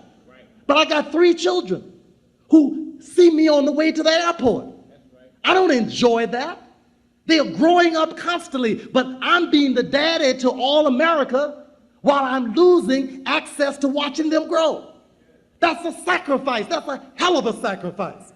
3 fine children who I could selfishly look down, get my salary from Florida State University, and live happily ever after. Yes, I ask you to pay me when I come. You doggone right. How the hell am I going to feed my babies? When I'm here, I'm not working for white folks. When I'm running around the world, I'm not working for white folks. How the hell am I going to eat, fool? Who's going to put shoes on my baby's feet? Listen. Yeah, well, you know, You know, I understand every time Brother Akbar comes, he wants some money. Yes. When you turn on your lights, the power company wants money. When you send your child, but it ain't because I'm draining you, fool. It's because I'm trying to save myself to save you. If I eat and you feed me, then I don't have to answer the white folks. And I'm so happy to say that even though some people complain, the black community in this country has freed me from white folks. You take care of me. You do. You do. Listen, for the last 3 years, Black America takes care of me. I'm still on the faculty at Florida State, but I don't ever have to show up. And when I show up on my terms. I call up and say, I may come up today. I'm going to teach a black psychology class. I don't want nothing in there but black students. I come up on my terms. They say, when do you want to teach, Dr. Akbar? I say, I think I like Monday nights. I want to do the class 1 day a week. That's all right, we'll make that work. Because they know I'm free. They know I'm supported by my community. And I'm suggesting to you that if we all make a commitment of service, we can all free each other. We can all free each other.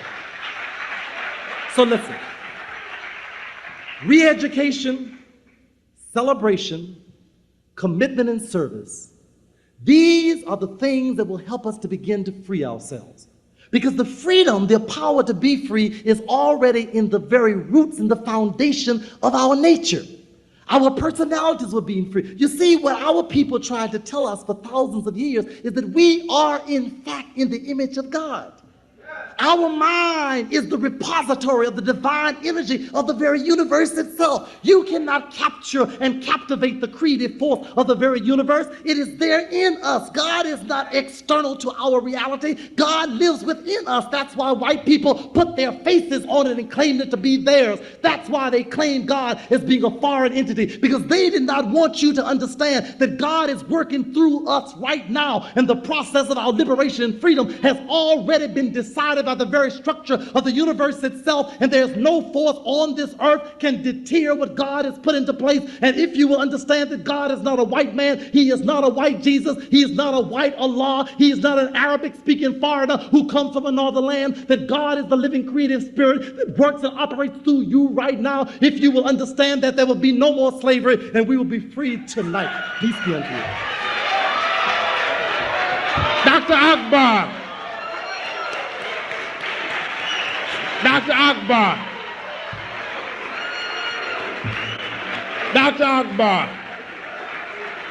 Dr. Akbar. Fire. Fire, fire, fire. Great fire. For sure, man. That's what I'm talking about right there, baby. Yeah. Yeah. That's what's up, man. Right there, boy. Hey, man, but I'm gonna tell you, every one of his lectures, man, every last one of them is on point, man. I mean, listen, man, we talking about 30 years ago, King. 30 plus years ago. Exactly. Right? 30 plus years ago, King. Hey, and he dead on today. Right, man. 30 years later, King, everything that he's speaking on, is still going on and still happening, and it's still in motion right now. Like, wow, man. Is that like, I mean, and I don't know if that's good or bad, King. I mean, it's almost as if we haven't made any progress. We can't see that. No, I just showing them. Man, I got a couple pages of notes on this, boy. Oh, okay, I see you. Yeah, he got a blueprint. He got a blueprint, and we all in follow, and we all in agree on. Yeah, but what I'm saying is that good or bad? Because it seems as if we haven't progressed. If you, it's so identifiable today. Right. If you can see it as plain and simple as today, right? Yeah. Now, it's always gonna be now. Yeah, it's like teaching first grade. You always gonna have to have first grade teachers, regardless if you're a professor. You know what I'm saying? And you might say that's elementary, yeah. That's the basic. You know what I'm saying? That fear, dependency, and disunity will always be there. And we always gonna have to rebuild our mind, celebrate ourselves, identify with the myth, and have service and commitment. That ain't gonna never stop. Right. Never stop. You know what I'm saying? And he say we might not, you know, be no better, you know, conditions can get worse for us. You with me? Yeah. Yeah, we see what Trump doing now with the DEI, with the education, everything he declared black on Juneteenth. He said we got too many goddamn federal holidays, you know, anything black. Right. It's white. You know what I'm saying? So, yeah, shit can get worse. You know what I'm saying? It ain't necessarily over time that everything get better. It can, we can have good times and then we can go back backwards. You know what I'm saying? We can take 2 steps forward and take 3 steps backward. Yeah, that's right. But Yeah. like I said though, when you think about it, man, everything that's popping off. I mean, I'm talking about like the unity part. You know what I mean? Where where we it's just we can't get together and make it work. You know what I mean? That part. You know, they've been, man, we've been talking about that, man. You know how long they've been talking about that, man? Forever, They man. was talking about that before I was born, man. Right. Yeah. You know what I'm saying? And they still talking about the same thing, and they still doing the same thing, still marching, protesting. They still, you know what I'm saying? But every now and then they might tear up a few things, but for the most part, it's the same old song and dance, man. And what I'm saying is, have we really progressed as far as that's concerned? Let me play this before you answer that. Just this one part. Being molested, learning how to molest, having dysfunction suggests we ought to be free. Ain't no chains, no plantations, no laws prohibiting you from voting for who they want you to vote for. No barriers to going to whatever school you want to try to go to. Any book you want to read, you can read it. Turn on TV, colored people everywhere, doing all the things that white folks do. Being molested, learning how to molest, having dysfunctional families, being psychoneurotic. We got them all. Listen. We got them all. Negroes on the Supreme Court, married to white women. So what you want? Yeah, I just wanted to just back that up for the familiarity. Yeah, I'm just saying, like, with everything that he's mentioning, especially the unity part, you know, the the very even the very first part, freedom. You know what I mean? The very first one that he went through. You know what I'm saying? Like even that one, you know, you know, going through, I'm recognizing everything that he's saying today. So what I'm saying is, I mean, how far have we really gotten, man? If this is the case, right? I mean, I'm just saying we got work to do, King, and I'm not saying that I don't see progress because I do. I've seen process. I see progress. You know what I mean? I see how black folks are starting to come together more and more. You know what I mean? More and more and more. And more often. You know what I mean? And so I'm just saying, I think we still got a lot of work to do, but I think we are progressing, man. It's just, I guess it's at different stages. Like, at first, like Now he mentioned all the folks who they got the money. You know what I'm saying? They got all this bread. Well, that's not a lot of people, man. It's just not a lot of people, man. You know what I mean? And but still in all, you know, okay, what more do you want? You got rich, you got millionaires, billionaires, you got people on the Supreme Court. You know what I mean? Like, what more do you want? You know what I'm talking about? So there is progress, but what I'm saying is in the along the lines of unite. They're not using it to free our people. I'm talking about in the lines of uniting. You know, excuse me. That's all. I'm good. Go ahead.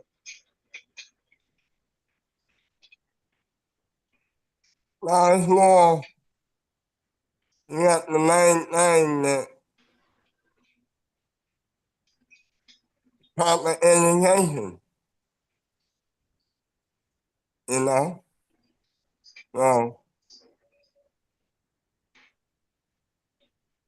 we Yeah, got a yeah. lot of black money, you know what I'm saying? We got a lot of black businesses, right? Everybody always wants to Atlanta, you know what I'm saying?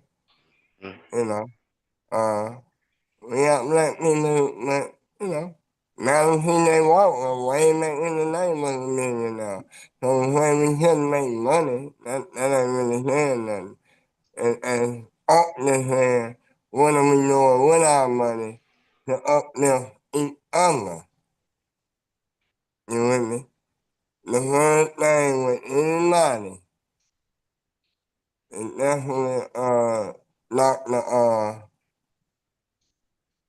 Dr. Ford Anderson when he talking about economics. He talking about how much money that come through our, how much money that we that spend on whatever. Damn right. But we got enough money as black people in America that we get more money than other countries. Our wealth together. But we don't got nothing collectively together. You know what I'm saying? So that dependency and the education, and we don't always be dependent until we properly educated. That's what it start with. That's what we about to take over. Being properly educated. Hearing this type of information. This is another book we've been reading. Know thyself. This was knowledge of self able you to think like he thinking. In the name of all of us who got knowledge of self to talk like this. Really kind of idea. Kind of me around it. We trying to rebuild the mind. We trying to do it at least once a week. He says to me every night. But we at least doing our part with the service. By at least trying to do it at least twice a week. Not once, but twice a week. You know? And in that, we try to identify with our myth. We try to celebrate ourselves. And in the end, we try to rebuild our mind, relearn. Right. You know? Yeah. So, yeah, man. This is the blueprint. And that's why I brought it up and I wanted us to listen to it right after Juneteenth. And like I said, we celebrate Juneteenth and many of us think we free because we don't got the chains on us no more. But until we still dependent on them, through education, health, jobs, entertainment, all the things, we still dependent on them, A lot of people, even myself, from my condition, I'm on SNAP. You with me? Yeah. And that's dealing with my connection with my aunt. So I'm dependent on the government. And Trump showing right now that he don't even care about people who need it. You know what I'm saying? You know what I'm Hell, saying? hell So, no, you don't. yeah, you know. Putting it more in my mind than me hearing this. I gotta play some more for myself. You know what I'm saying? Even though that might be some supplemental, but I gotta play something for myself. Something in that, you know? Yeah. Yeah, yeah, you're right. Yeah. Good, man. Yeah, well, like I said, that's you brought a good point. We depended on them, man, and Mm-hmm. but I'm telling you, as you look around, you see that people are becoming more independent too. See all these videos about these people growing their own food now, man. And, so yeah, man, growing their own herbs and yeah, so we see people waking up, man, more and more and more, So Mm-hmm. I like that, man. It's like I said, man, powerful show, man. Naeem Akbar, the uh, really, really, really informative, man. A whole lot of information, brothers and sisters. Please, family, check it out, man. Check out more of his videos as well, more of his lectures, man. He has a lot of, man. Ultimate liberation. Okay, that's what this is. Dr. Naeem Akbar, Ultimate Liberation. Check us out, fam. You know what I'm saying? We out here, man. We out here and like I said, like, subscribe, share, and check us out, man. Like I said, the children's book read is coming up. You know what I'm saying? It's very important that our kids know thyself, know where they come from, know their people's accomplishments, man. You know what I mean? And some and some blunders. You know what I mean? You'll learn it all, man. You know what I mean? We'll learn it, man. It's out here, man. Check us out, man. Sankofa 180 degrees, man. Check us out on Fridays, 7 p.m. Eastern Standard Time. Open mic. Talk about whatever's on your mind, man. Right? Whatever you want to talk about, man. Yeah, we open. All right. Now, again, family, just remember, we are now at war. Officially, we are at war. So again, practice your Second Amendment right heavily. All right, practice it. Practice it. You know what I'm saying? You know what I'm saying? They got deals going on right now.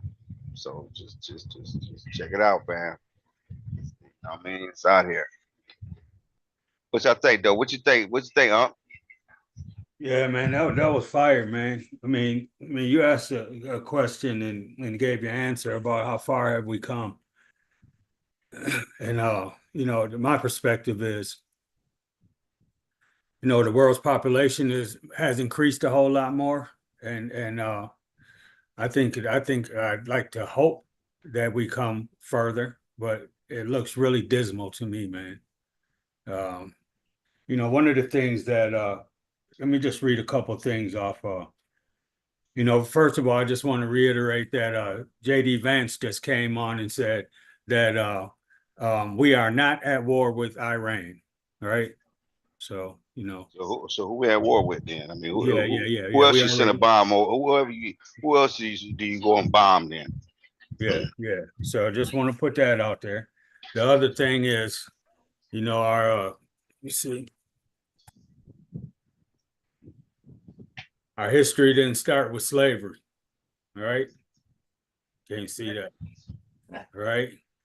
And so, we study up here, man. We go back to long ways back, pre-dynastic periods where Naeem was talking about Imhotep and um, some of our kings and queens and rulers from way back in the day. Um, one of the things that really stuck out to me was when he said he totally disagrees with being an individual. and when it's all about community. You know, that hit pretty hard, man. You know, Jamie was talking about the concept of freedom and liberation, and he talked about migration and moving around freely. You know, that's what they were looking for and hoping for, and that what the emancipation was supposed to provide in that mind of our ancestors. It also meant, you know, participation to do what Boss wanted was free to do. And then we brought up the integration, and Jamie has always been against the integration. You know, being shared members of society. I guess they took that to another degree. Once again, the misunderstanding of our of the emancipation and of our ancestors' hopes. You know, shared society didn't mean equal. So the shared society. He said the ones being controlled accept being controlled, and he gave a bunch of examples of that. Even though this illusion has been over decades ago. He talked about being, you know, the fear aspect and the fearfulness and the dependency. And then both of you guys hit on this, on all of this stuff, but the dependency. And he said, you know, we sabotage our own effectiveness. And he gave great examples of that, you know, the fear of, you know, losing our job, not having insurance, you know, not being able to be within our household, and you know, on and on and on. You talked about the platforms of athletes and entertainers, and he said our disappointing force of disunity. We have no point of common agreement. We need to read more, build our internal knowledge base to increase our knowledge of the depths of who we are, Afro-centered information. We are, he gave examples of, you know, the Afro-centered information, Dr. John Henry Clark, Chancellor Williams, Ivan Van Sertin, on and on and on, tons of them. That's facts. That's pure facts. Yeah. That's pure facts right there. That's facts. Right. And he's right. That's what we should be doing. We should have been doing. Should have been doing that years and years and years ago. Right. You know, I mean, I'm talking about me. I ain't talking about y'all. I know you know, y'all doing this shit for a minute, but I'm just saying. Yeah, you know, yeah. You In know general. what I mean? In general. Yeah. You know, just in general, man. Yeah, you know, I mean, because you know, I mean, how many people? I mean, now you're hearing about them, but 15 years ago, 10 years ago, how many people heard of John Henry Clark? I mean, average, you know, not. I mean, I'm not saying that he's. I'm talking about Christian, like Christian cats, especially Christians. How many you think of knew who John Henry Clark was? I didn't. I'm just saying, you know, I mean, I've been around and I was searching. I was around here looking. I'm around here looking and still didn't run across him, man, until, man, you know, shit. When I pretty much got out of the feds. You know what I mean? I mean, that's when that's when I started hearing about him. But what, you know what I'm saying? But what, you know, but I had been searching way before then. Yeah, that You was know a what I'm long saying? time before. So why hadn't I ever ran across his name? That was just wild to me, man. Yeah. Really, really wild to me, man. So how many more people like me running around here? You know what I mean? That's all.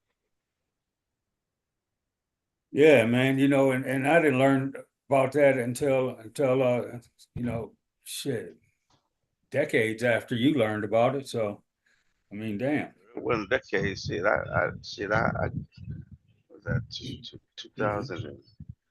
Yeah. Still a couple decades, man, at least. So let me read a couple more of these. We are not always accurate, but we are always black. Africa ties us together. Male and female are complementary, not contradictory. He gave great examples of those too. No such thing as the individual, only community. Nothing is of our own. That's a thinker right there. All right.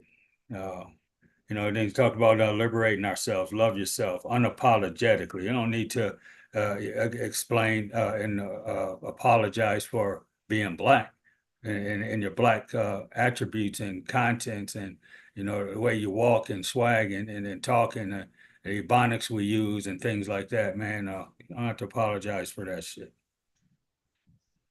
So we have a problem celebrating ourselves because we don't know how important we are. And I really like this part because he broke down about identifying and know your best people. Identify with and know your best people. So that's something for me to think on and stuff like that, because it's just a whole different delivery on identifying. And he talked about identifying this. You don't have to like these people, but you have to. We need to more often identify with their service and commitment regularly and consistently. All right. So those are some of the notes I wrote, man. I'm gonna have to read up on Adam Clayton Powell. I heard his name, a few times, but I never read up on him. So. Yeah, man. So yeah, yeah, man. Like I said, he dead on, man. I mean, right on, man. Yeah, Gerald, you dropped another one, boy. That's what's so wild about it, man.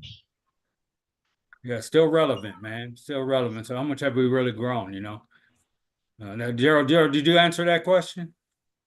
What's that? Really come? Huh?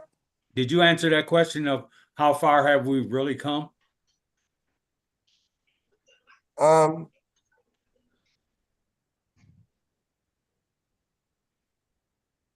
understand it's all our names is like symbolic, you know what I'm saying? So overall, I know all people ain't free. From me just understanding racial oppression and when something happens to somebody black and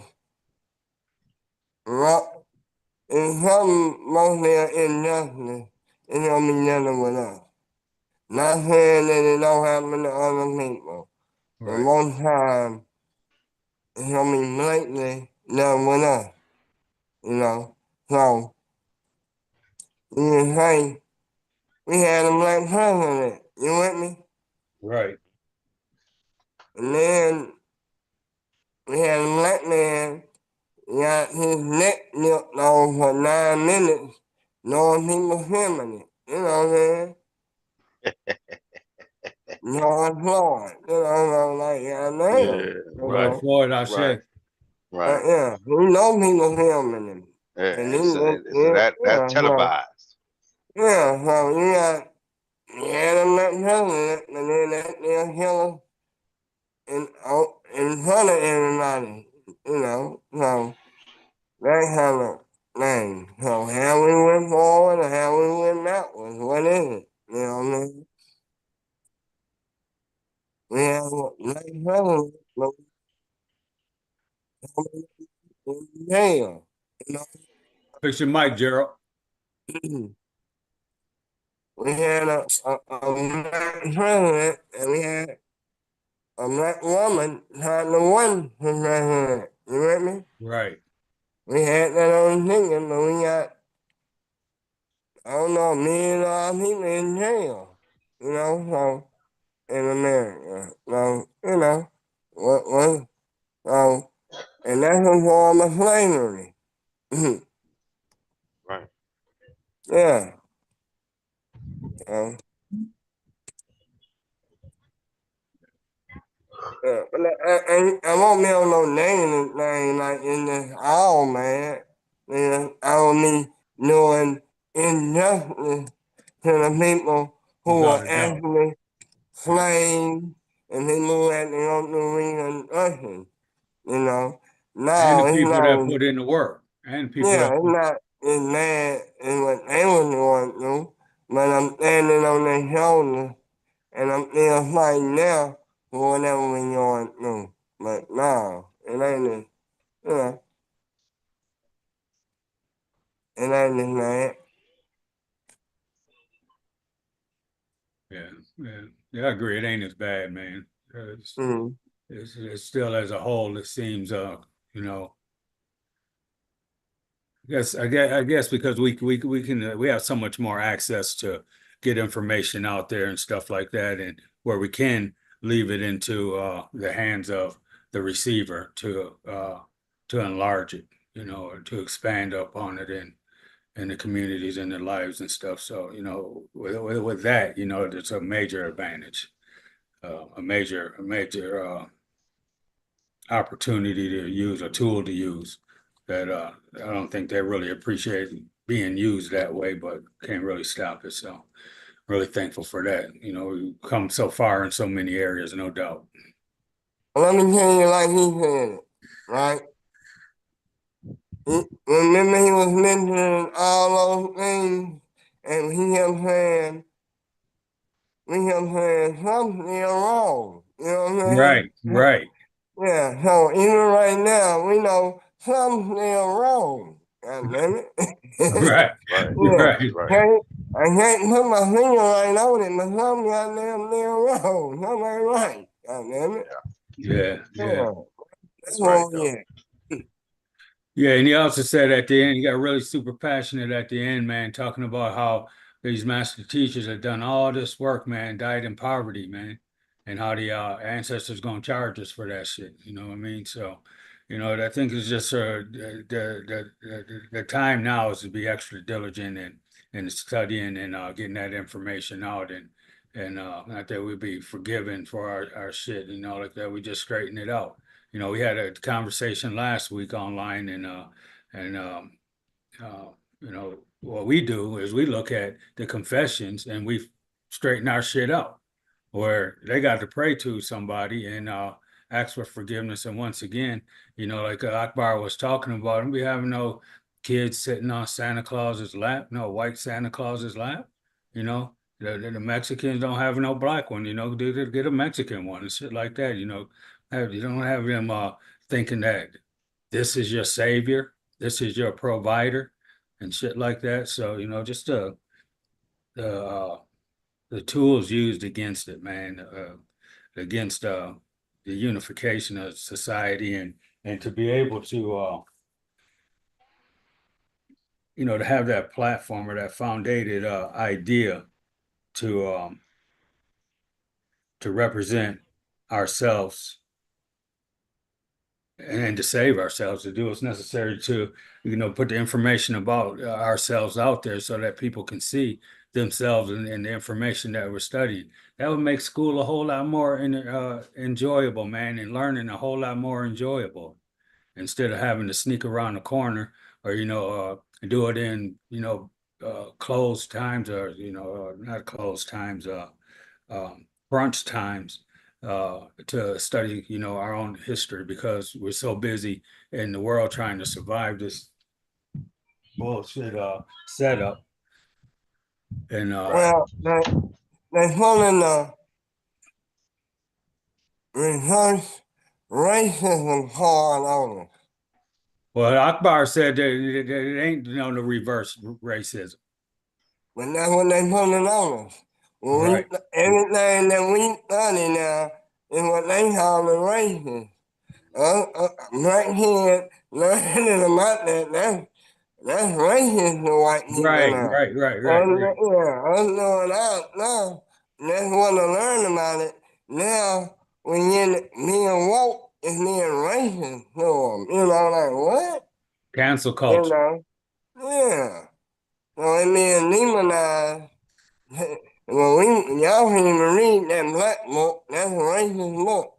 Y'all can't listen, you know, y'all can't, we done been doing it here. Yeah. We play one video we playing about somebody, Harriet Tubman, and they like, y'all can't be on for a week. Yeah, we got kicked off. Yeah. So I mean, Yeah. playing no goddamn Harry Thomas, goddamn it. Shit, leave us alone. We don't let y'all know. We warning y'all, cause y'all dependent. Y'all dependent on us. You know what I'm right. saying? That's right. Yeah. And we That's back the at it whole again. purpose. Back at it again. Yeah. Y'all better stay within the rules. So, yeah. The rules gonna Yeah. change though, man. Yeah. They switch And lanes, that's man. what, You and know what I what mean? we was around here talking about, man, something ain't right, man. No, man, right. What we know? What happened?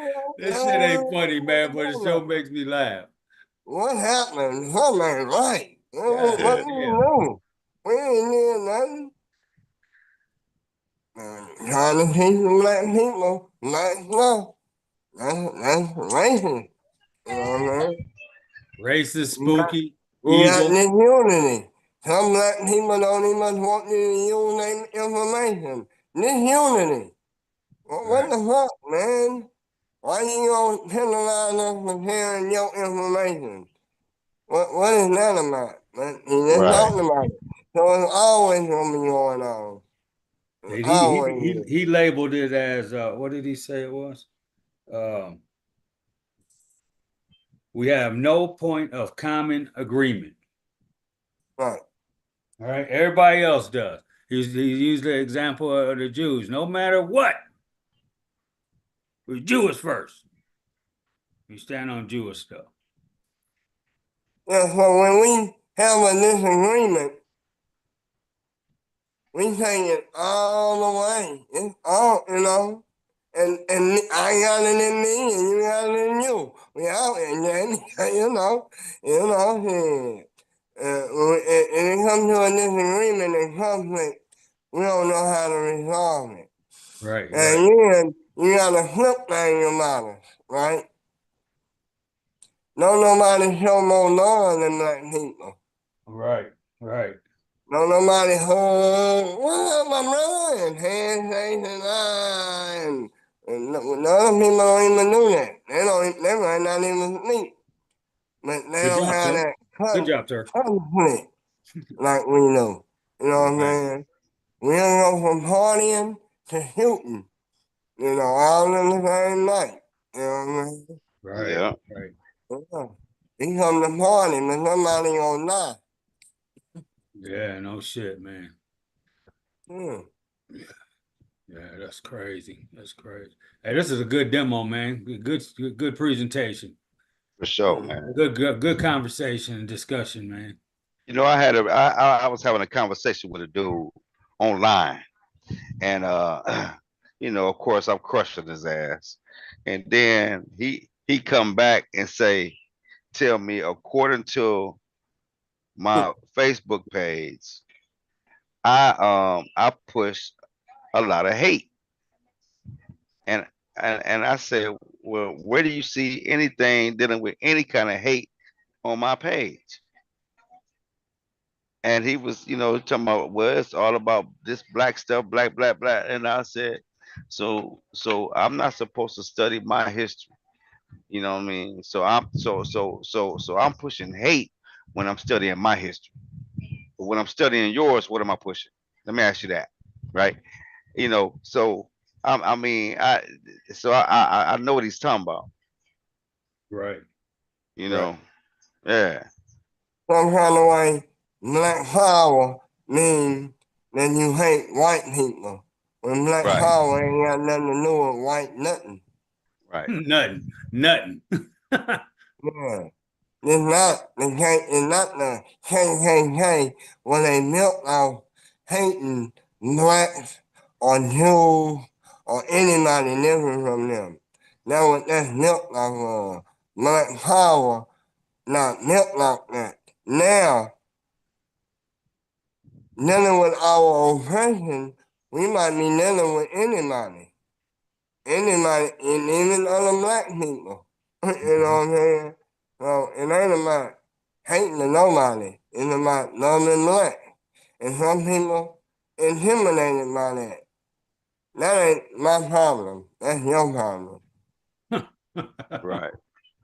Right. And again, I done had this lane, this, I mean, that's why I say, man, I ain't got this, I ain't in this lane with me have holding the red, black, and rain up. That don't mean that we hate nobody. Shut up. Where you get that from?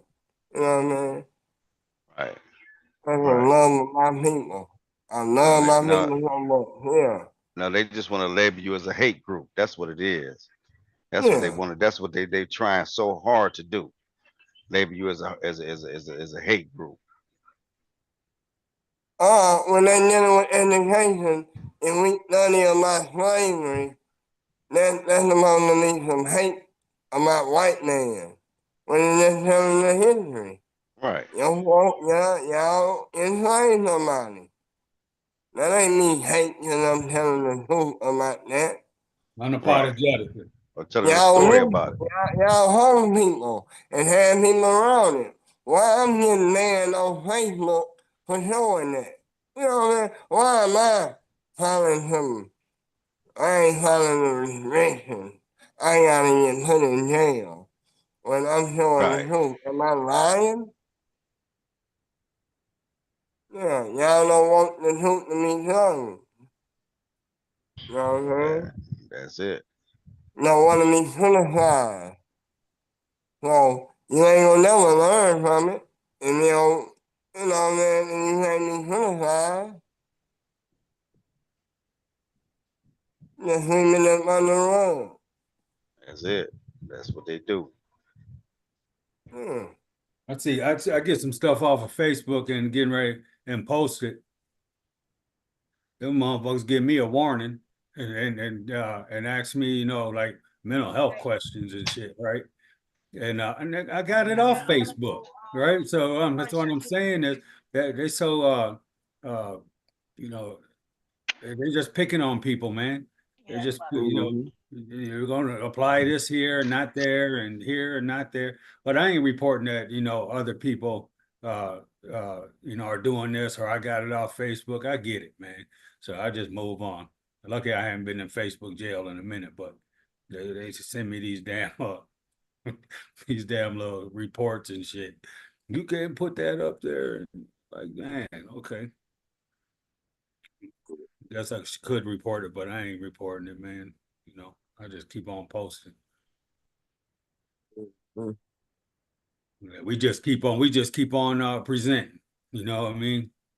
Uh, it means that we're getting some traction. Dr. Claude Anderson said he gave this challenge, man, and I already said this a few times before, but he said, when mark put a black check mark, with a permanent marker on a dollar bill that you and go spend it with the black business and encourage that person that you give it to put a black check on it when upon receiving it and use that at a black business and how attractive that is. The actual there's just black marks on there, because you're passing it on and stuff. So there's conversation in that, right?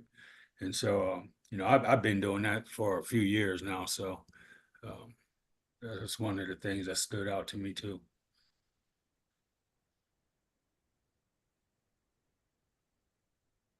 Yeah, when you're doing that,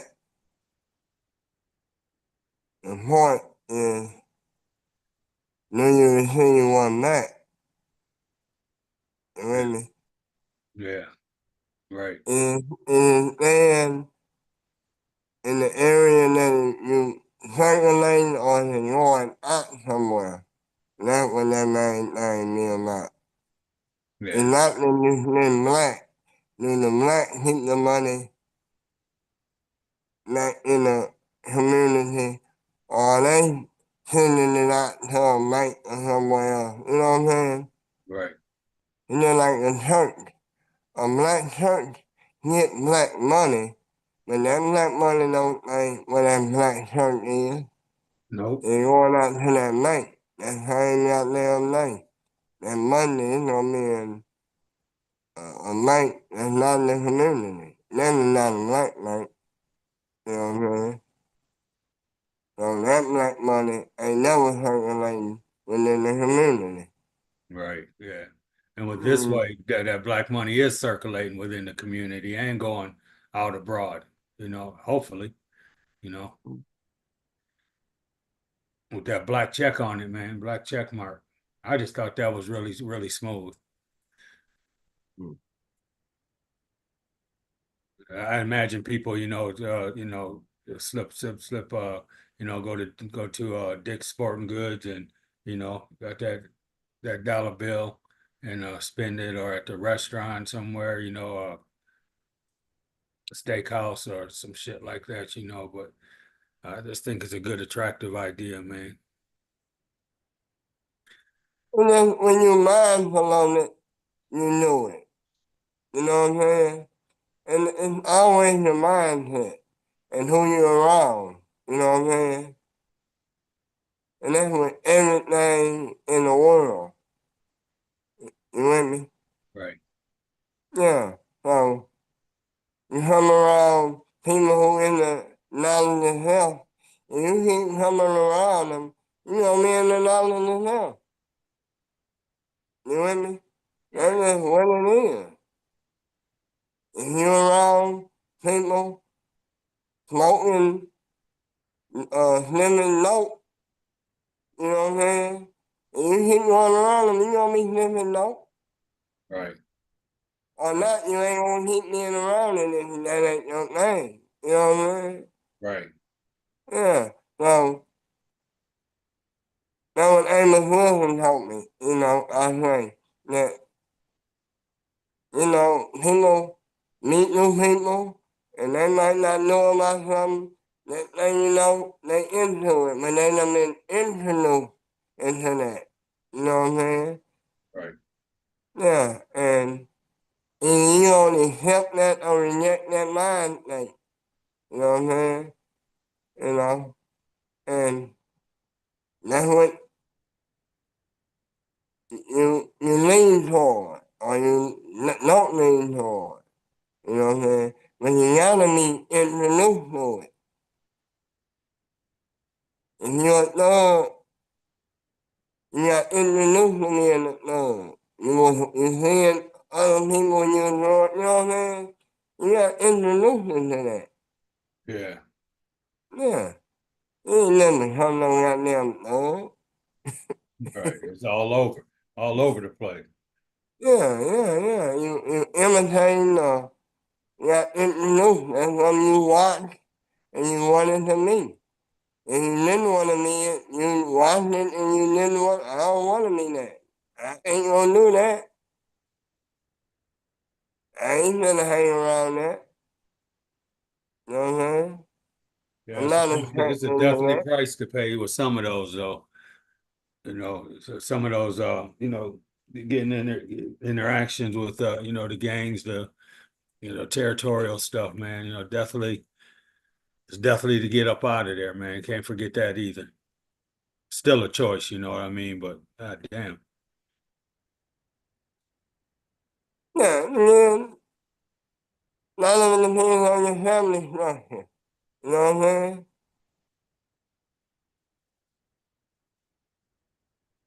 If you ain't got a certain family structure, you're gonna be out in the streets more than somebody who's not allowed to be in the streets at a certain age. You know? Right. Yeah. Then they grow up faster out there in the streets, and become more harder. They see more shit that they ain't supposed to see at a certain age. You know what I'm saying? So that's what that is. Yeah. That Naeem Akbar, man, get you straight, man. That's I hope people really pay attention to this, man. I got a lot out of it myself, so yeah, good shit. Yeah, man. Yeah, He me was too, right man, there for on sure. it, and we was on it too. But I appreciate y'all, allowing us to listen to that before we finish up reading the book. And it's Oh all yeah. relevant, Oh yeah. Oh yeah. For Yeah. sure it was. And it was right on Mm-hmm. time actually, man. Line Mm-hmm. right up with Juneteenth, King. or whatever family want to call it, May, June, December, whatever one you want to celebrate, family. There ain't nothing wrong with it. Hey, just long as somebody got their independence, man, and everybody, ain't nobody up under that kind of slavery, you know, Yeah, they didn't get that here part. in America today. You know They what I didn't get mean? that. They didn't get that part of the conversation live. And we still trying to get. Hold on, Say it Gerald. again, Gerald. Yeah, say it again. And we Hold on, it went out again. and we still trying to get our ultimate liberation tonight.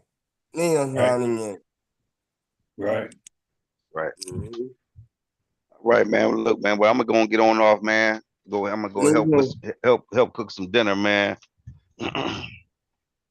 And love you, brothers, man. Hey, and family, like, subscribe, share, and we're gonna go ahead and end this show. Tell us, comment, give us a comment, let us know what you think. Join us first Sunday every month, and join us Friday, 7 p.m. Eastern Standard Time, and Sundays 2 p.m. Eastern Standard Time. Come and join us, fam, and especially for the children's book read, man. It ain't nothing like it, fam. Y'all got to come on in, get that free book. All right. All right. What y'all think? What you want to tell them about? Tell them what's up, Gerald. Power love. Power love. That's what it is. That's power love. Hey, what about you, Unc? Yeah, man. I just want to reiterate, man. We're doing Friday nights at 7 p.m. Eastern Standard Time. Open mic conversation. Bring your topic and let's chop it up. Let's talk about it. A lot of people do a lot of texting out there, barking, right? And we just want to communicate. You know what I mean? So, here's where you can do some face-to-face communication. Some old traditional interaction. Breaking bread, building. Let's get with it. Regardless, me, Jamie, E, Carrie, Gerald, we're gonna be on it. So we're gonna be here, man. You just like to pass it on, invite people, man, and then so come on Fridays, man, and let's chop it up, man. Bring your topic. And Sundays, man, the presentation. And Jamie already hit you on the children's book reading, how important that is. Man, I thank you, brothers, for always being present, man. Big ups to you. Hey, man, and if we ain't at war, man, I'm glad.